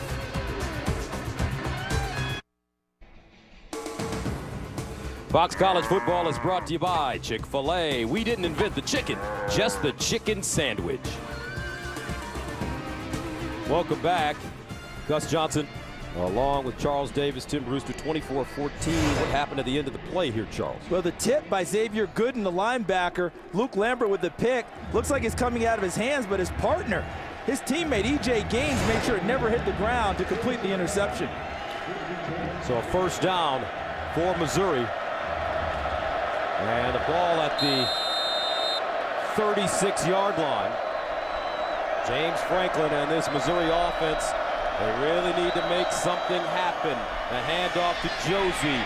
He cuts it inside. Good yardage on 1st down as he crosses the 40. Gets up to the 41 as he's stopped by Travis Lewis. So for Missouri, last 5 possessions, 5 punts and a missed field goal. Actually in their last 6 possessions. 2nd down and 6 at the 40-yard line. Franklin bounces out of the pocket. Buying time. Throws on the run. Incomplete. Tom Ward with pressure on Franklin. And that brings up 3rd down and 6. Oklahoma is so fast on defense that even when you break contain and get out of the pocket, you don't have clear sight lines. Tom Ward running him down after Franklin appeared to be able to get to the corner. 3rd down, 6 at the 40. Missouri 2 of 8 on 3rd down conversions. They need to get to the 46-yard line. 4 receivers at the bottom. Franklin wants to run to his left. Nothing doing. Chopped down. Guess who? Frank Alexander, the great. Went to the well one time too many on this play. My meaning, they've shown different formations, but in this situation, they've gone quarterback draw. Oklahoma talked about it at the half. Frank Alexander reacted and put him down and forced another punt. We've seen that play, Gus, I believe 4 or 5 times out of different sets, different looks, same play. And finally, Oklahoma sniffed it out early. Trey Barrow has gotten a lot of work in tonight. This is his 7th punt. From the 25, and he unloads on this one. Broyles with the fair catch at the 10, a 48-yard punt. But Oklahoma starting to close down the Tigers. Defense percolating right now.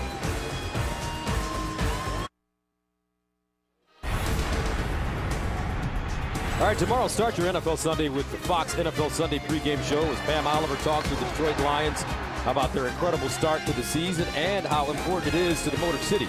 Plus, our guys will preview a day full of big names between heated division rivals. It's all on the Built Ford Tough Fox NFL Sunday pregame show tomorrow at noon Eastern, 9 a.m. Pacific, only on Fox. You know, my Lions, we got a big game with Minnesota this week on the road. Gus, with them back playing as well as they are, the NFC North now goes back to the old NFC Central when it's the black and blue division. First down and 10 at the 11-yard line. Clay, the single setback. Here's a handoff. And Clay tripped up behind the line of scrimmage. Lambert there, as well as E.J. Gaines. No gain. They just collaborated on an interception. Now they collaborate on a tackle. Very well defensed by Missouri. Oklahoma trying to get to the corner. Piled it up very well. Second down and 10.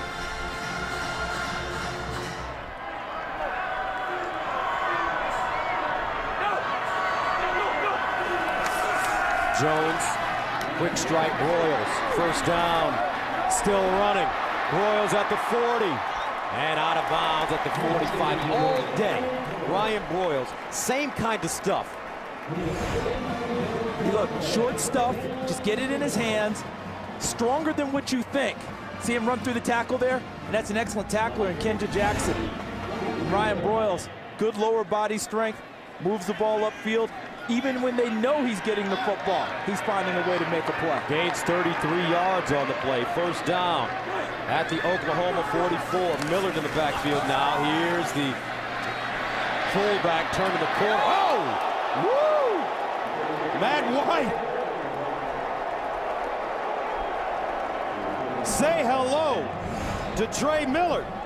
Trey Millard's about 250. Matt White, right around 200 pounds. They've been trying to put weight on him all offseason and preseason. He's not holding it just yet. He's listed at 190. They're trying to get that guy a little bit bigger, and he'll need it when those big trains come around the corner. About Millard in the one-back set there. Oklahoma unveiling another formation and personnel grouping that we haven't seen much of so far this year. Millard, a bruiser, picks up 9. Second down and 1 at the 47. Clay back in the game in the Oklahoma backfield. And they give it to him, and he'll pick up the first down. Xavier Gooden with the tackle. With Oklahoma starting to run the football as effectively as they have here through about half of this football game, that means Landry Jones should be able to throw on favorable down and distances now. If they want to throw it on 1st and 10 now, they have that option because the running game's working so well. Play fake. Jones sets up deep in the pocket. And this ball to the sideline. And it's caught once again. This time it's Jazz Reynolds. Nice catch by the sophomore. Gus, it's a 1st and 10 throw. Remember, when you're running the ball well, and you get able to keep them in base defense, they can't do very many games with you. And they pitch it out, Clay. Ooh. Tell you what, these Oklahoma running backs now trying to punish Missouri defenders. Matt White once again. I'm gonna give Matt White credit though. Just got tagged by Millard a couple plays ago. Had no fear in coming up and trying to put the hit on Brennan Clay. Dominique Whaley now, as the ball gets close to the 20-yard line, enters the game for OU at running back. I'm sorry, go ahead, partner. 2nd and 4. It's a good down to throw it if they want to because the running game's working. 2nd and 4, you can do what you want on offense. And they hand it off. First down, Oklahoma. Dominique Whaley. Partner, is this what we call balance now? Look at this offensive line, creating holes, and then Whaley with vision, because Xavier Gooden showed in the hole, but he made him miss in a small area. Tell you what, you can't say enough about this Oklahoma offensive line. First down and 10 at the Missouri 22.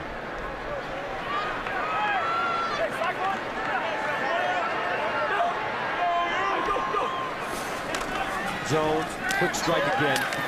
And it's caught. Whaley. Oh, Whaley inside the 5. Kip Edwards with the saving tackle, but it's a gain of 19. And the Sooners will get to the line of scrimmage quickly. What balance by Dominique Whaley.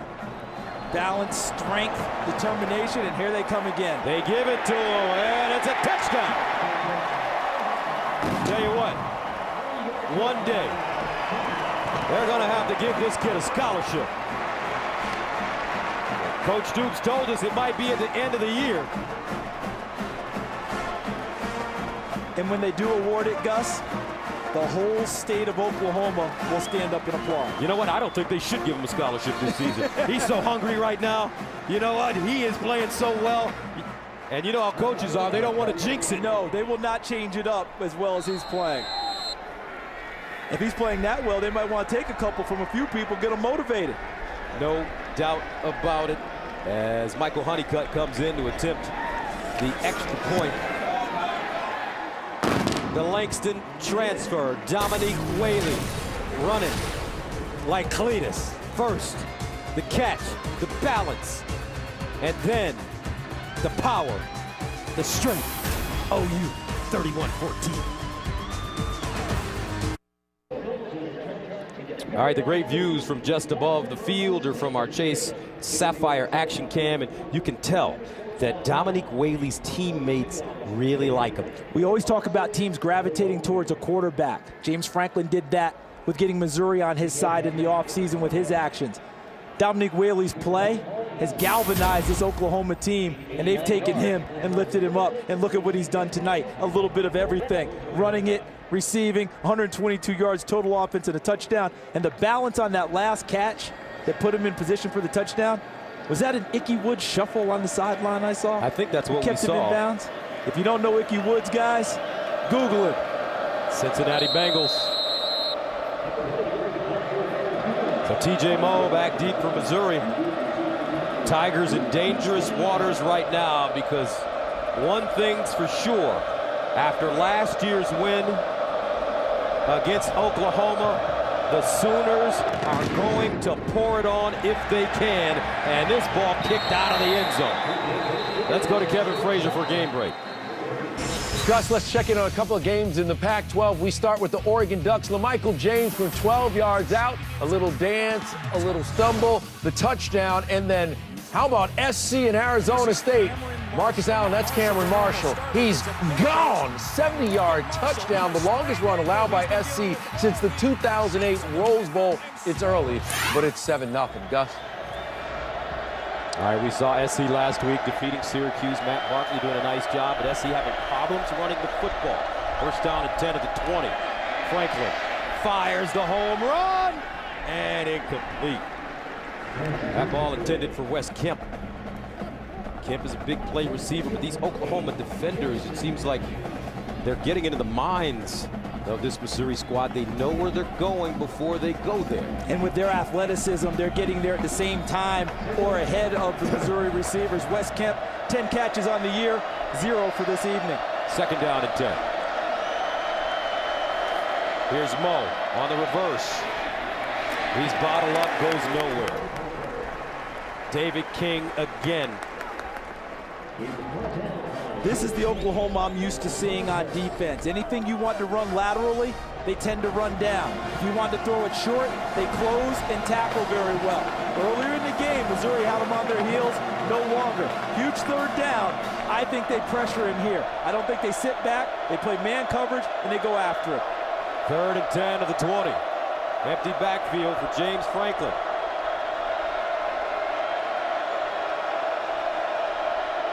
Culver in motion. Franklin steps up, throws on the run. Great catch by Kemp as he has to turn around in midair. He brings it down and picks up a first down for the Tigers, a 22-yard gain. Big league catch to keep a drive alive on 3rd and long. Great concentration because Travis Lewis crossed in front of the football and Kemp held on. Great eyes, but Oklahoma fooled me. They only rushed 3 and dropped 8. And Franklin had time. First down at their own 42.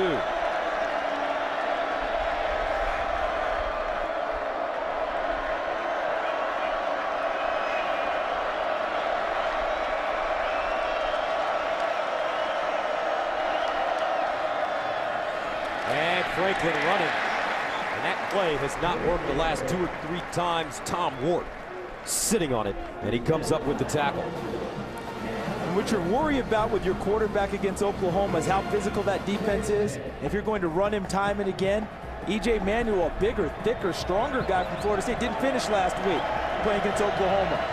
James Franklin showed a lot of toughness this evening. Second down and 10. Now it's Josie running outside, and he picks up a first down. That's the guy they have to keep feeding. Remember, he came into this game having never carried the ball more than 14 times in college in a ball game. You talked about it in the first half, Gus, about 190 pounds. I think they're trying to be a little judicious in their use of him, but they need his playmaking ability. Gained 11 there. Culver will run it. And he's junior. Dowers Grove, Illinois.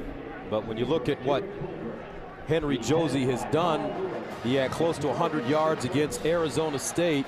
He blew out Western Illinois, and now he's got 11 carries for 76. Second down and 7. And OU just substituted in 2 fresh defensive ends to try and put pressure on the passer if they throw it. James Franklin firing to the sideline. And it is caught. Terrific job by T.J. Moe to get a foot inbounds, picking up 16. Take a look. It has to be the first foot inbounds. As long as he gets one down, he's fine, but it's the first foot inbounds on the catch. Woo. And it is. That's outstanding job by T.J. Moe getting the toe down. James Franklin again, underneath.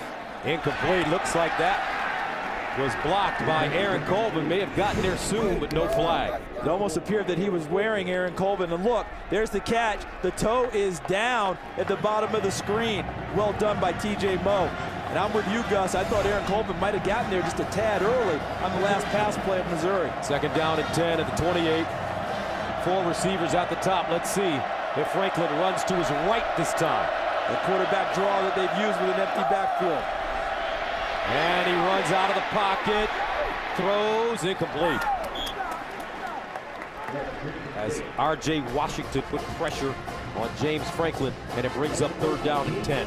Maybe 4-down territory for Missouri. I think so at 31-14 late in the fourth quarter. But in this case, he's got to get some yardage to give his head coach, Gary Pinkel, reason to want to go for it instead of calling for a field goal in this spot. Franklin, 9 of 23, 210 yards. 3:23 to go, third quarter.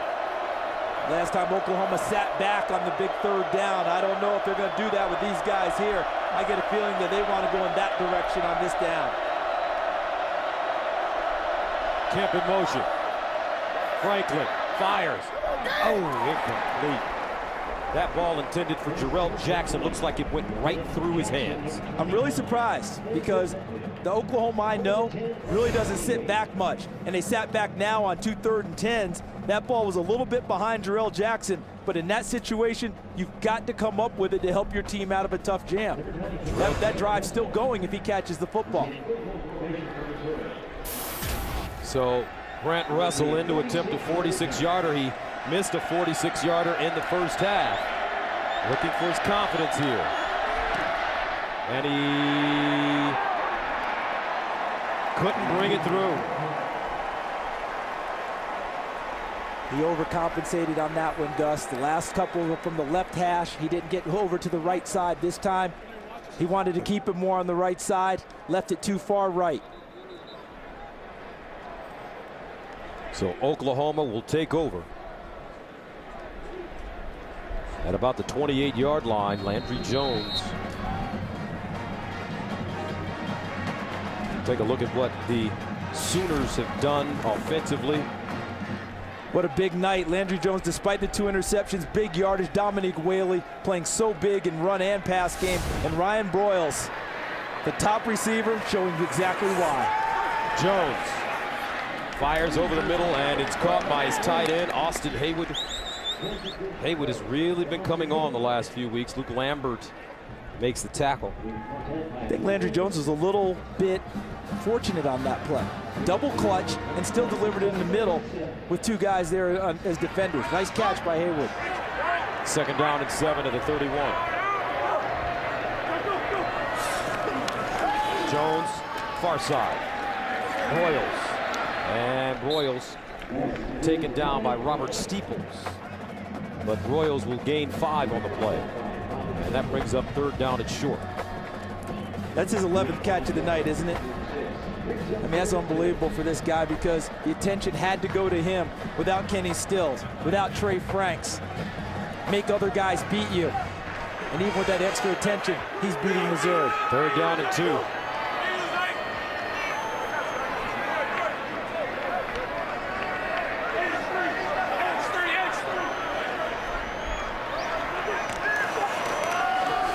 Straight ahead, and they'll pick up the 1st down as Brennan Clay leans forward and picks up 3.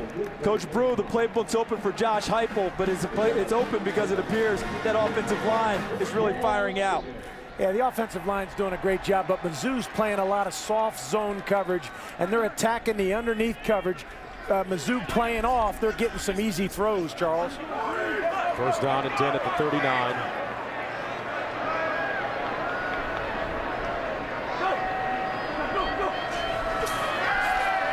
Jones, and that's incomplete. Intended for Ryan Broyles.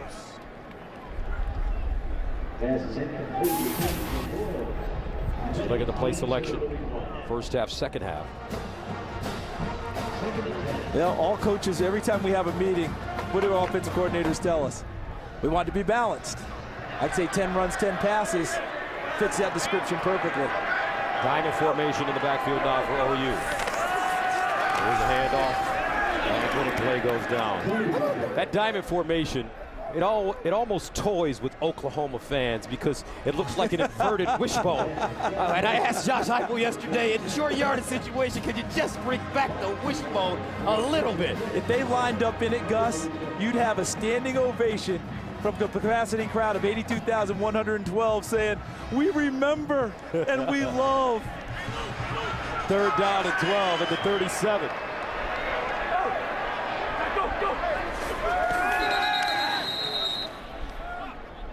And a false start coming up against Oklahoma.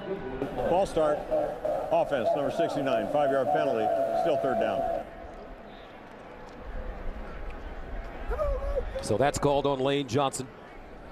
And Bob Stoops, when we talked to him at OU's facility yesterday, he was so proud of the fact that his team had not had a pre-snap penalty.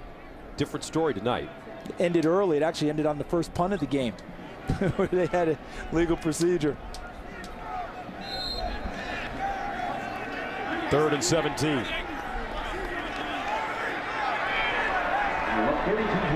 Sooners need to go to the 49 for 1st down.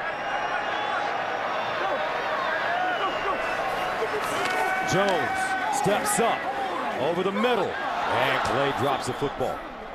So Tough OU catch. will have to send it away. Tough catch there, Gus. He's running with his momentum going to the sideline.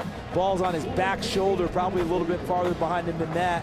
Had to turn his body to try and make the catch. Not the normal Landry Jones accuracy on that throw.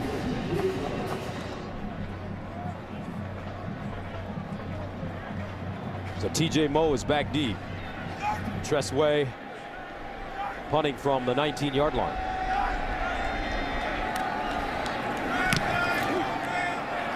This one toward the far side and out of bounds. So let's see where they will spot the football.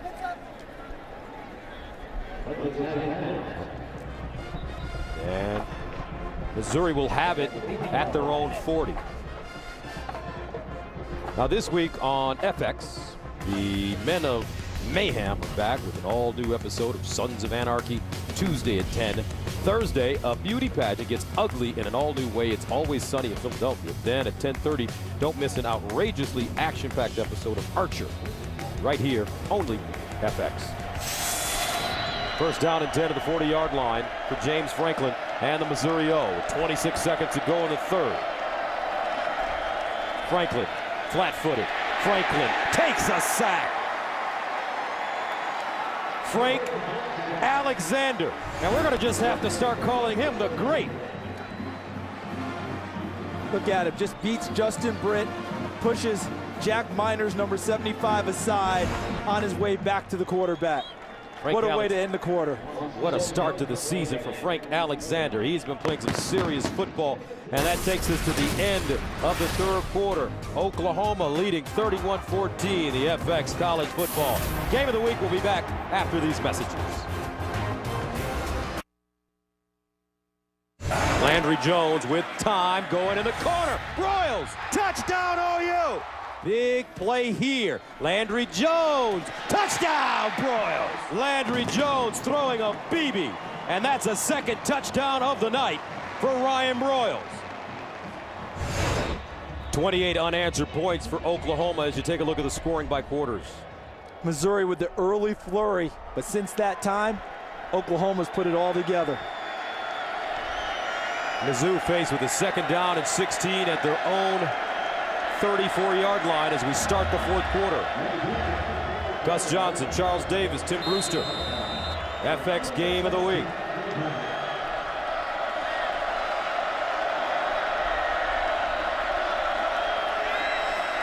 Franklin. And he wanted to pull that one back and throws it out of bounds.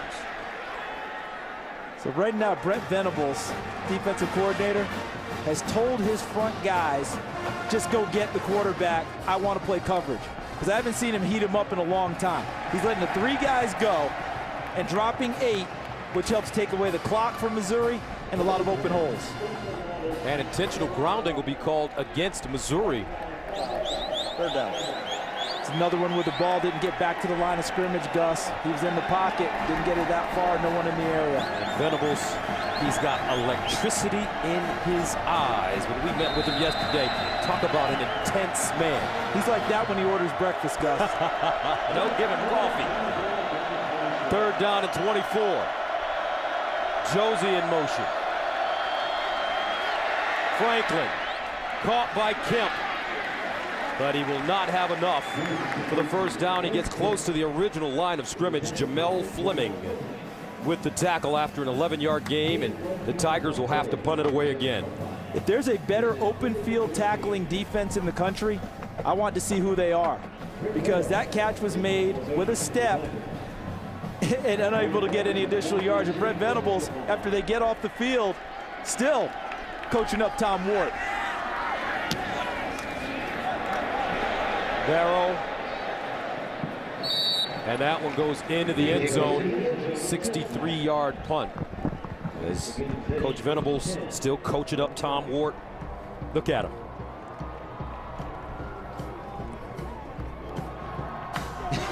They got off the field, and he's upset. You know, where's the bar set at Oklahoma, Gus? That bar set awfully high.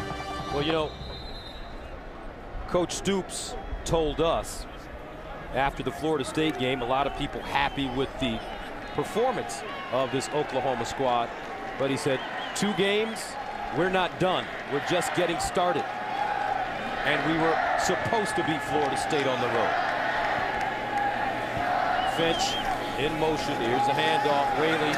And Whaley tough running once again. Gus Johnson along with Charles Davis, CD. Oklahoma just throwing it into 5th, maybe 6th. Lamborghini 8-year. They are redlining it. That's exactly what they're doing. Is they swing the ball out there, and Finch takes the swing pass, gets out of bounds. But I'm going to go back to something you just talked about, Gus. Talk about these expectations and Bob Stoops telling his ball club, we haven't earned anything yet. And the way it works in Oklahoma, the #1 goal, win your conference. They feel if they win their conference, then they have an opportunity to be in the national picture. Their goals work upward, not downward. And Tim Brewster, the 3rd member of our team. Coach, how do you stop Oklahoma's underneath stuff, the dinking and the dunking that you see they're so effective at? They've got to have the confidence, Gus, to play press tight man coverage. And you can see this is off and it's soft. There's nothing real tight about what they're doing. That's the only way you can take it away, Gus.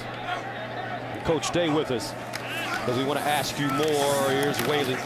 And Whaley wrapped up and taken down. When you look at the landscape of college football, is Oklahoma a continues to go down the road, who do you see being able to play that kind of defense against this team? Well, you know, obviously the Texas football team's going to have a chance. The Red River Shootout's obviously a huge game. There's going to be some teams that have the athletic ability. Texas obviously jumps to mind to me, Gus, that is going to be able to cover these guys. 2nd down and 11 at the 31. Whaley remains in the game, running back. Jones. Ball caught, Miller, and DeJuan Miller stopped by E.J. Gaines. Gus, going back to that question you asked Coach, and Coach talked about the type of team it's going to take. Looking nationally, LSU is a big man coverage team. There you go. That's the type of team that it's going to take because they have the athletes to play it. See, you know, Coach talked about being able to match X's and O's. It sounds good on the board, but if you guys can't do it, Missouri doesn't have the same personnel in order to run with these guys. 1st down and 10. Ball at the 44 now for OU.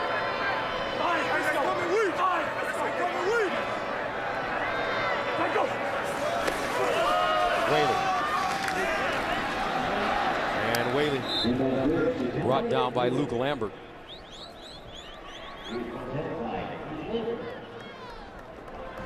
Ball controlled now by the Sooners, determined to run it at Missouri, eat up the clock. 2nd and 11 at the 43. They weren't happy at Florida State again with their short yardage and goal line offense in terms of moving people and creating creases for the running backs to go. Tonight, a lot better in that situation. 2nd and 11 is not that spot. Ball in Landry Jones's hands again. Jones, and another 1st down.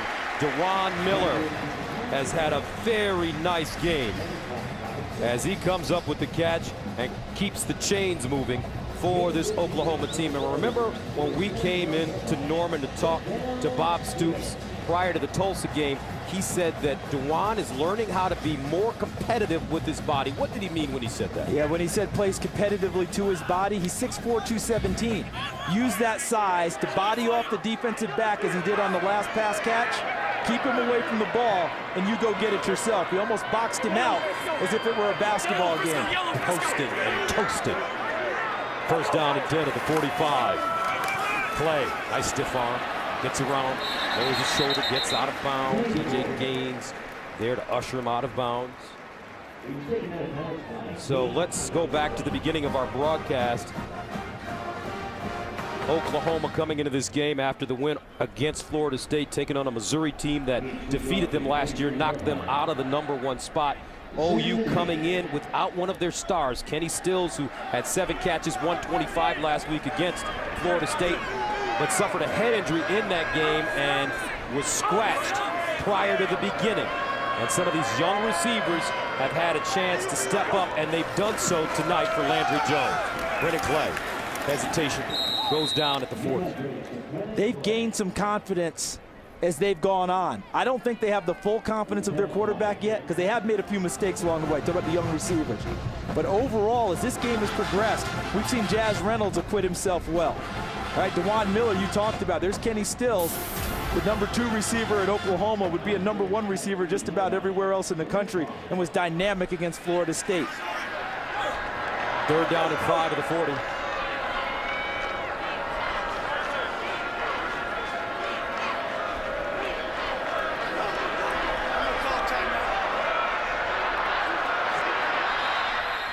And the Sooners will call timeout.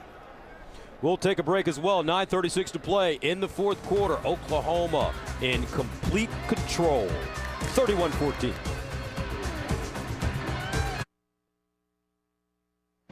What a tradition of great coaches at Oklahoma. Benny Owen and Bud Wilkinson, the greats, Barry Switzer. And then there's Bob Stoops, who just signed a new contract, 7 years. Coach Stoops on the sideline. Coach Brewster, what makes Bob Stoops such a special leader for this program? He is the complete package, Gus. He's an X and O guy. He's a recruiter. He relates extremely well to young people. He just does a great job. His kids do a great job graduating. In all phases, Bob Stoops is doing a heck of a job. 3rd down and 5 at the 40-yard line now for the Sooner offense. Brennan Clay in the backfield as Landry Jones looks to the sideline to get the play. And a whistle. Another false start coming against Oklahoma. False start. Offense, number 89, 5-yard penalty. Still third down. And speaking of Coach Stoops, they were telling us today that a number of recruits were coming in from other sports, whether it be basketball or tennis, and every kid, the first place they want to go is into Coach Stoops' office. And he encourages that with the other coaches at Oklahoma. He recruits Oklahoma in total, not just Oklahoma football. And he realizes his place here. He's part of the Mount Rushmore of great coaches at Oklahoma in football, but he's the recognizable guy, the icon. He helps all the other sports. Third down and 10.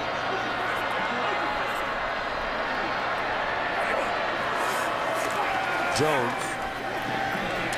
Incomplete. That ball thrown behind the intended receiver, and that was Jazz Reynolds. And that's not necessarily a poor throw, Gus. That's really the proper throw, because he knew that Jazz Reynolds was running into traffic with the safety. So you throw it behind him on a back shoulder to keep the safety away from the football and hopefully let your receiver avoid the big hit. So your receivers have to know that in running their routes. Their body control very important there, because the quarterback's not trying to get them hurt. Tressway. TJ Moe back deep. And the fair catch made at the 11. 9:26 to play, fourth quarter. Missouri coming back on the field.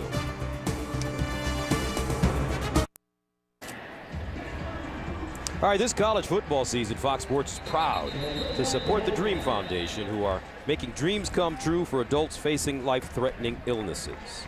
There is no greater time to help those in need than when time is limited. Text DREAM to 41518.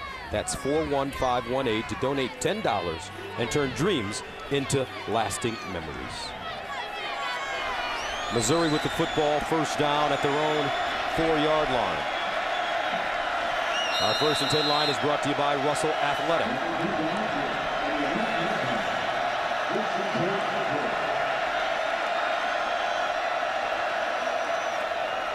They fake to Josie Franklin, and he's chopped down by Gabe Lynn, but he gains 4 on the play.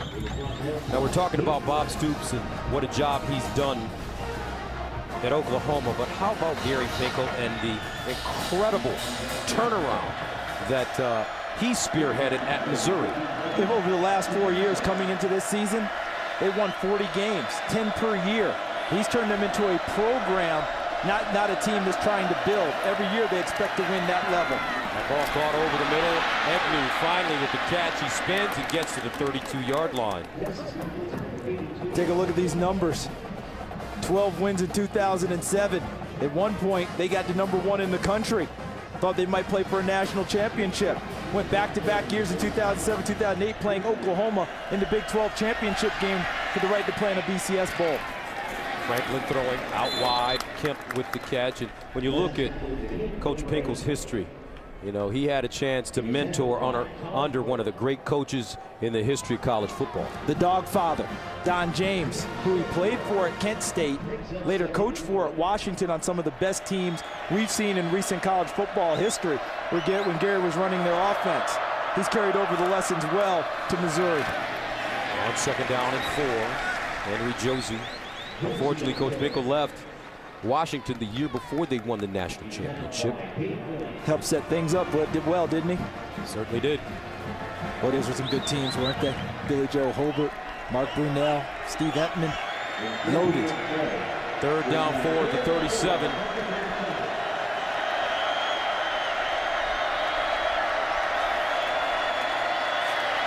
Far side, ball caught. Nice throw. And it's Egnew, the tight end, who had 90 catches last year. He's rejected, make that TJ Moe making the reception. I love this young man. Love the way that he plays the game. Tremendous football IQ. How about that? Just a terrific hands catch by TJ Moe. Knew where he was on the field to pick up the first down. 1st down and 10.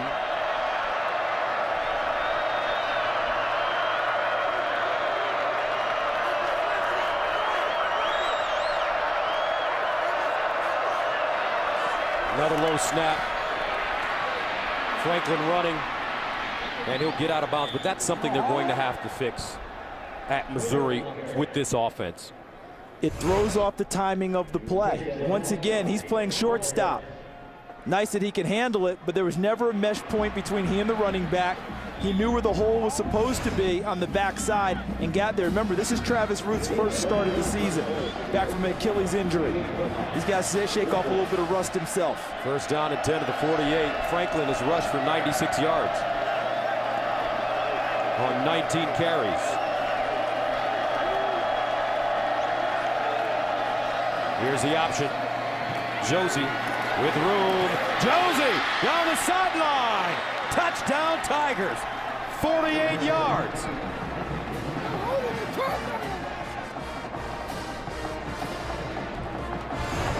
They always say on big runs, the first 7 yards is the offensive lines, but anything bigger, that means the wide receivers did their job blocking.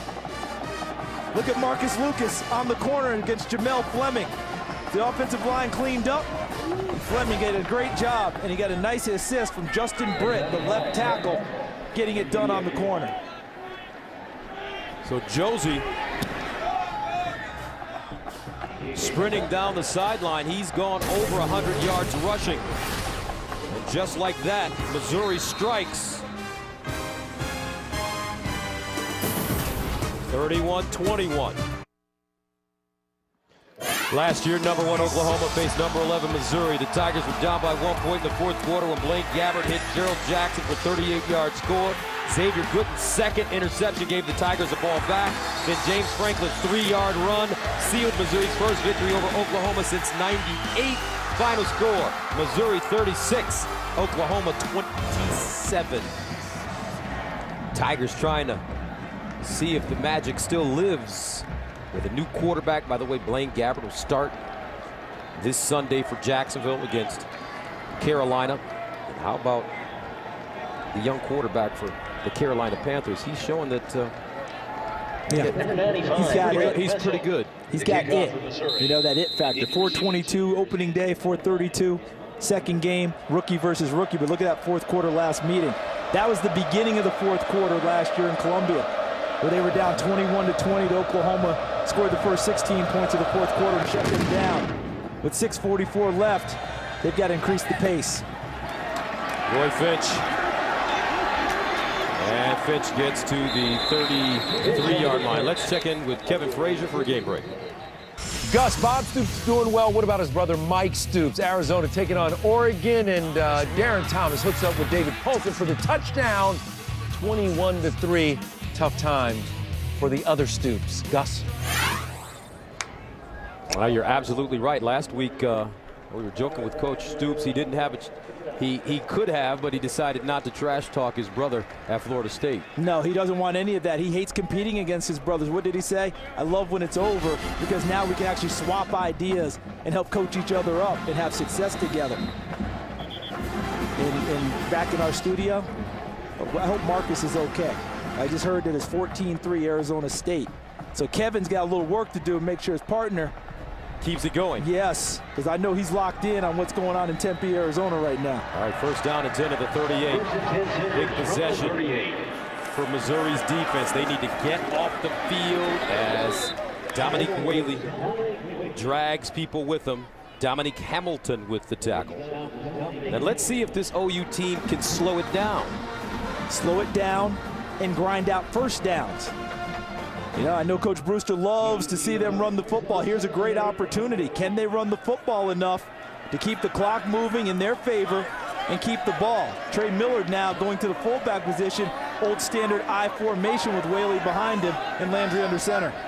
Landry Jones taking his time, 10 on the play clock. Play fake. Jones looking over the middle, caught. Rattery. And Trent Rattery, the senior from Weatherford, Texas, picks up the first down, a gain of 25. Now he's a former walk-on, Gus, who earned a scholarship. So Dominique Whaley knows that it's out there if he has a full season as he's played so far. What a great play by Rattery. Born to be a Sooner, thought about going nowhere else to walk on. First down at the 35.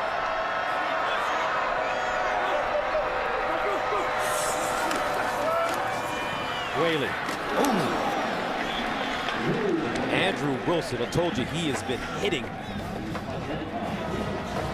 this season. And just ask Dominique Whaley. Look at him close and go through. When they teach you to tackle, they always tell you to the target, through it, and beyond it.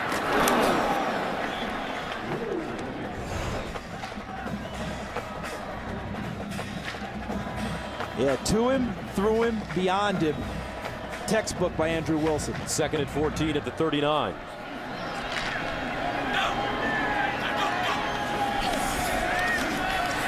Jones over the middle. Whaley, high stepping, and he picks up a first down and some. Dominique Whaley gains 23 yards. E.J. Gaines stops him. But what a game tonight for the junior from Lawton, Oklahoma. What I love is after the catch, how he gets into the alley or straight up field. He gets to what coaches call north and south. No more juke, straight up field, gets what he can out of the run and finishes it off. And he'll stay in the game. 5 catches, 82 yards for Whaley out of the backfield. Now they hand it to him. He's a workhorse, still running, lowers his shoulder and gets to the 13. This is a tough kid who, by the way, runs 4.4 and has a 40-inch vertical. 2nd and 6 at the 13.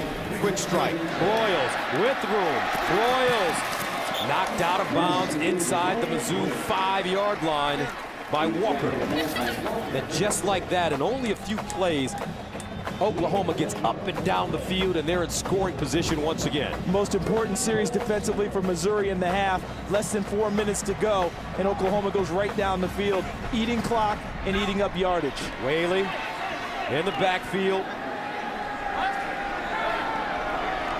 And this is his territory. Play clock under 10.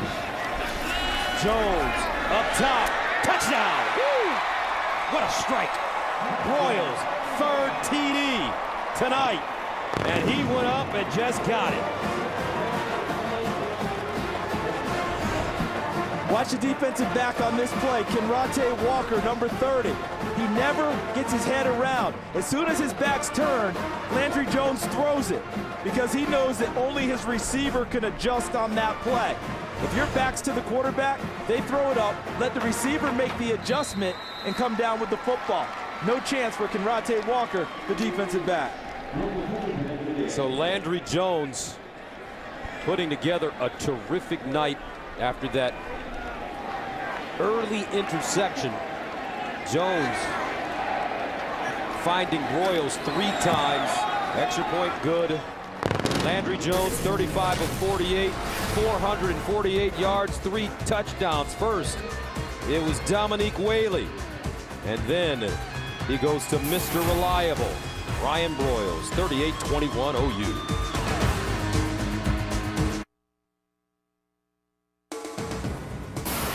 Fox College Football is presented by Russell Athletic, who reminds you that together we are. And brought to you in part by Geico. 15 minutes could save you 15% on car insurance. And by Buick. See real stories of human achievement on the Buick Human Highlight Reel at ncaa.com/Buick. 38-21 OU, the #1 team in the nation, defending their home field against the Missouri team that got off to a terrific start. Landry Jones, Ryan Broyles, rewriting the record books here at Oklahoma. And what's so impressive is without extra help that Ryan Broyles normally gets, he's still getting it done against a secondary that's geared for him, kicking coverage to him, doubling and tripling him, and 3 receiving touchdowns tonight. Broyles, 12 catches, 145 yards for those 3 touchdowns. Dominique Whaley has had a wonderful game also, both running and catching it out of the backfield. TJ Moe back deep. He'll bring it out of his own end zone. And TJ Moe crossing the 25 up to the 27. Here's the Sprint Unlimited update. Take a look at what went down here. Henry Josie getting it done to bring Missouri within 10 points here in the second half. Oklahoma's next drive, though, methodical. And Landry Jones with the payoff to Ryan Broyles to put Oklahoma back in a commanding position. James Franklin and the Missouri Tigers offense from the 27-yard line. 3:30 to play.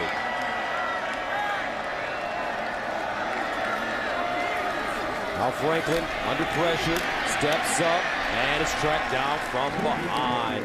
Terrific looking tackle by Casey Walker, the junior from Garland, Texas. That's an interior defensive tackle, showing the agility and latching onto the quarterback and bringing him down. 2nd and 8.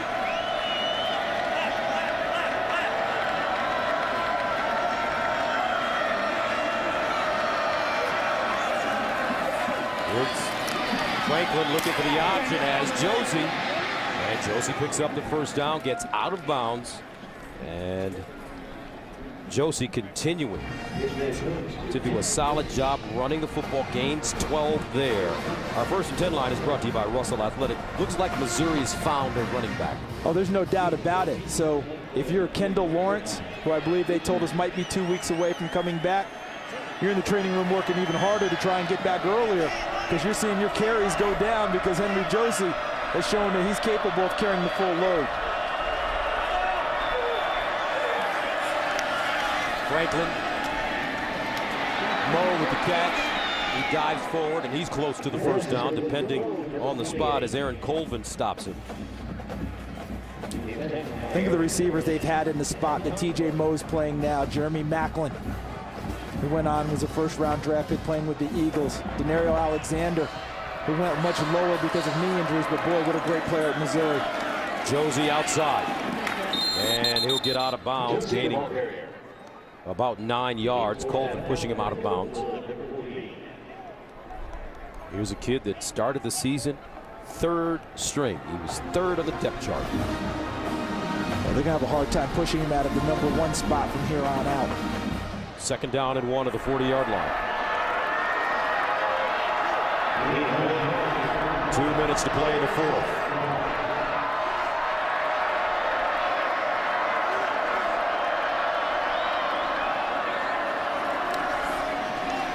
Franklin, and he picks up the first down. Travis Lewis. How big is it for this Oklahoma team to get Travis Lewis back this early? Because when the injury took place, they said he could have missed 5 weeks. And he told them that he was not going to miss Florida State and willed himself to heal. But he's their default mechanism on defense. They look to him for calls. They look to him for guidance. What did Bob Stoops tell us? The whole defense is happy because Dad's back in the lineup. First down at the 37. Another low snap. Franklin firing, caught. And this is Egnew still running.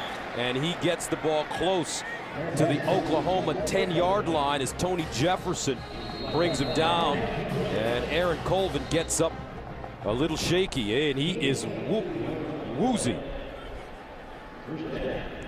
Aaron Colvin's listed at 6 foot, 176 pounds. Michael Egnew, 6'6", 245. Colvin tried to lay a smack on him, but Egnew's big body.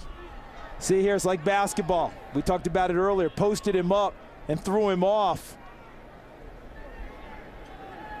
See, Colvin gave it a shot, but Egnew is a huge target and was able to get himself braced a little bit and actually absorb the blow quite well.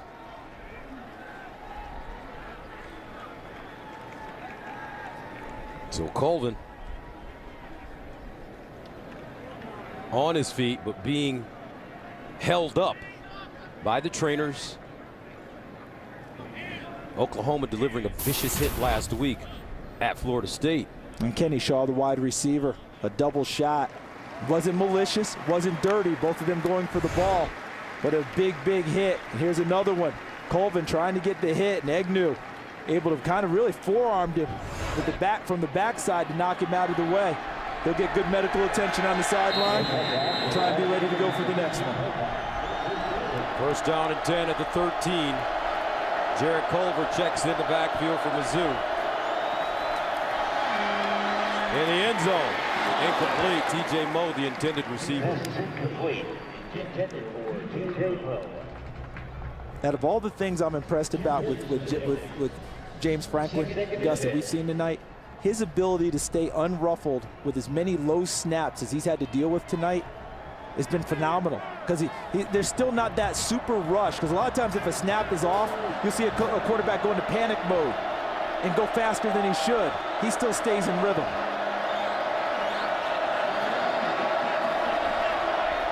Second and 10 at the 13. Franklin runs it with space. Oh, look at Franklin running over people. That time it was Javon Harris. James Franklin showing his toughness. And this is what coaches talk about when they're saying finishing a run. Able to finish it going forward, not knocked backwards, and Javon Harris is a good tackler. 52 seconds left.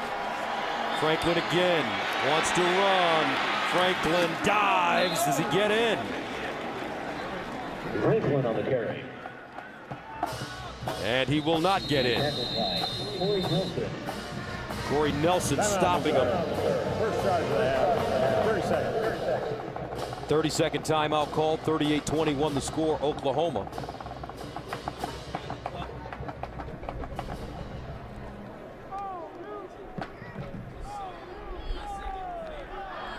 And as Missouri goes forward now, as we look at James Franklin, 102 yards, 24 carries, I know the coaching staff does not want to run him as they did with Brad Smith, where Brad Smith was averaging about 25, 27 carries a game his senior year. But he is their best offense. He's going to have to carry that kind of a load.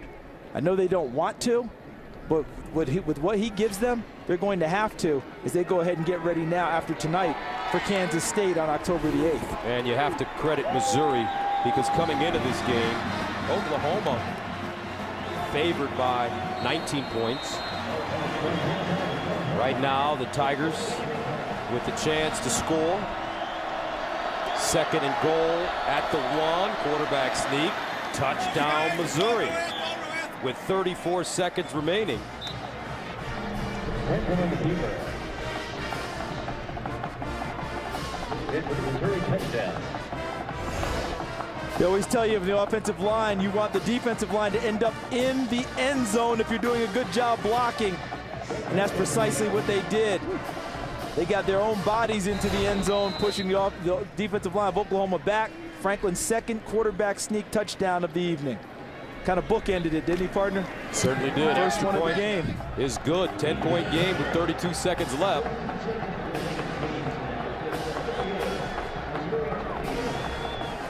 James Franklin has a tremendous upside as a sophomore starting quarterback, playing in only his 4th game. Just his manner, his demeanor. At one point, the coaching staff at Missouri was questioning whether he was too nice to actually be the quarterback. Just a tremendous kid. You know, I read an article about him getting birthday wishes on Facebook, answered every one of them. You know, but as you've pointed out to start this game, Gus, this is an Oklahoma kid in a lot of ways that ended up in Missouri. Dad played here. All right, so he was raised in it, wanted to be a quarterback here. They told him, no, you'd be an athlete, so he looked elsewhere. But when you've named, when you're in a family like that and your dog is named Sooner, well, guess what? You think you're going to be an OU guy. Hey, take a look at this, folks. Look at poor Sooner. Look at that face. He's wearing a Missouri jersey.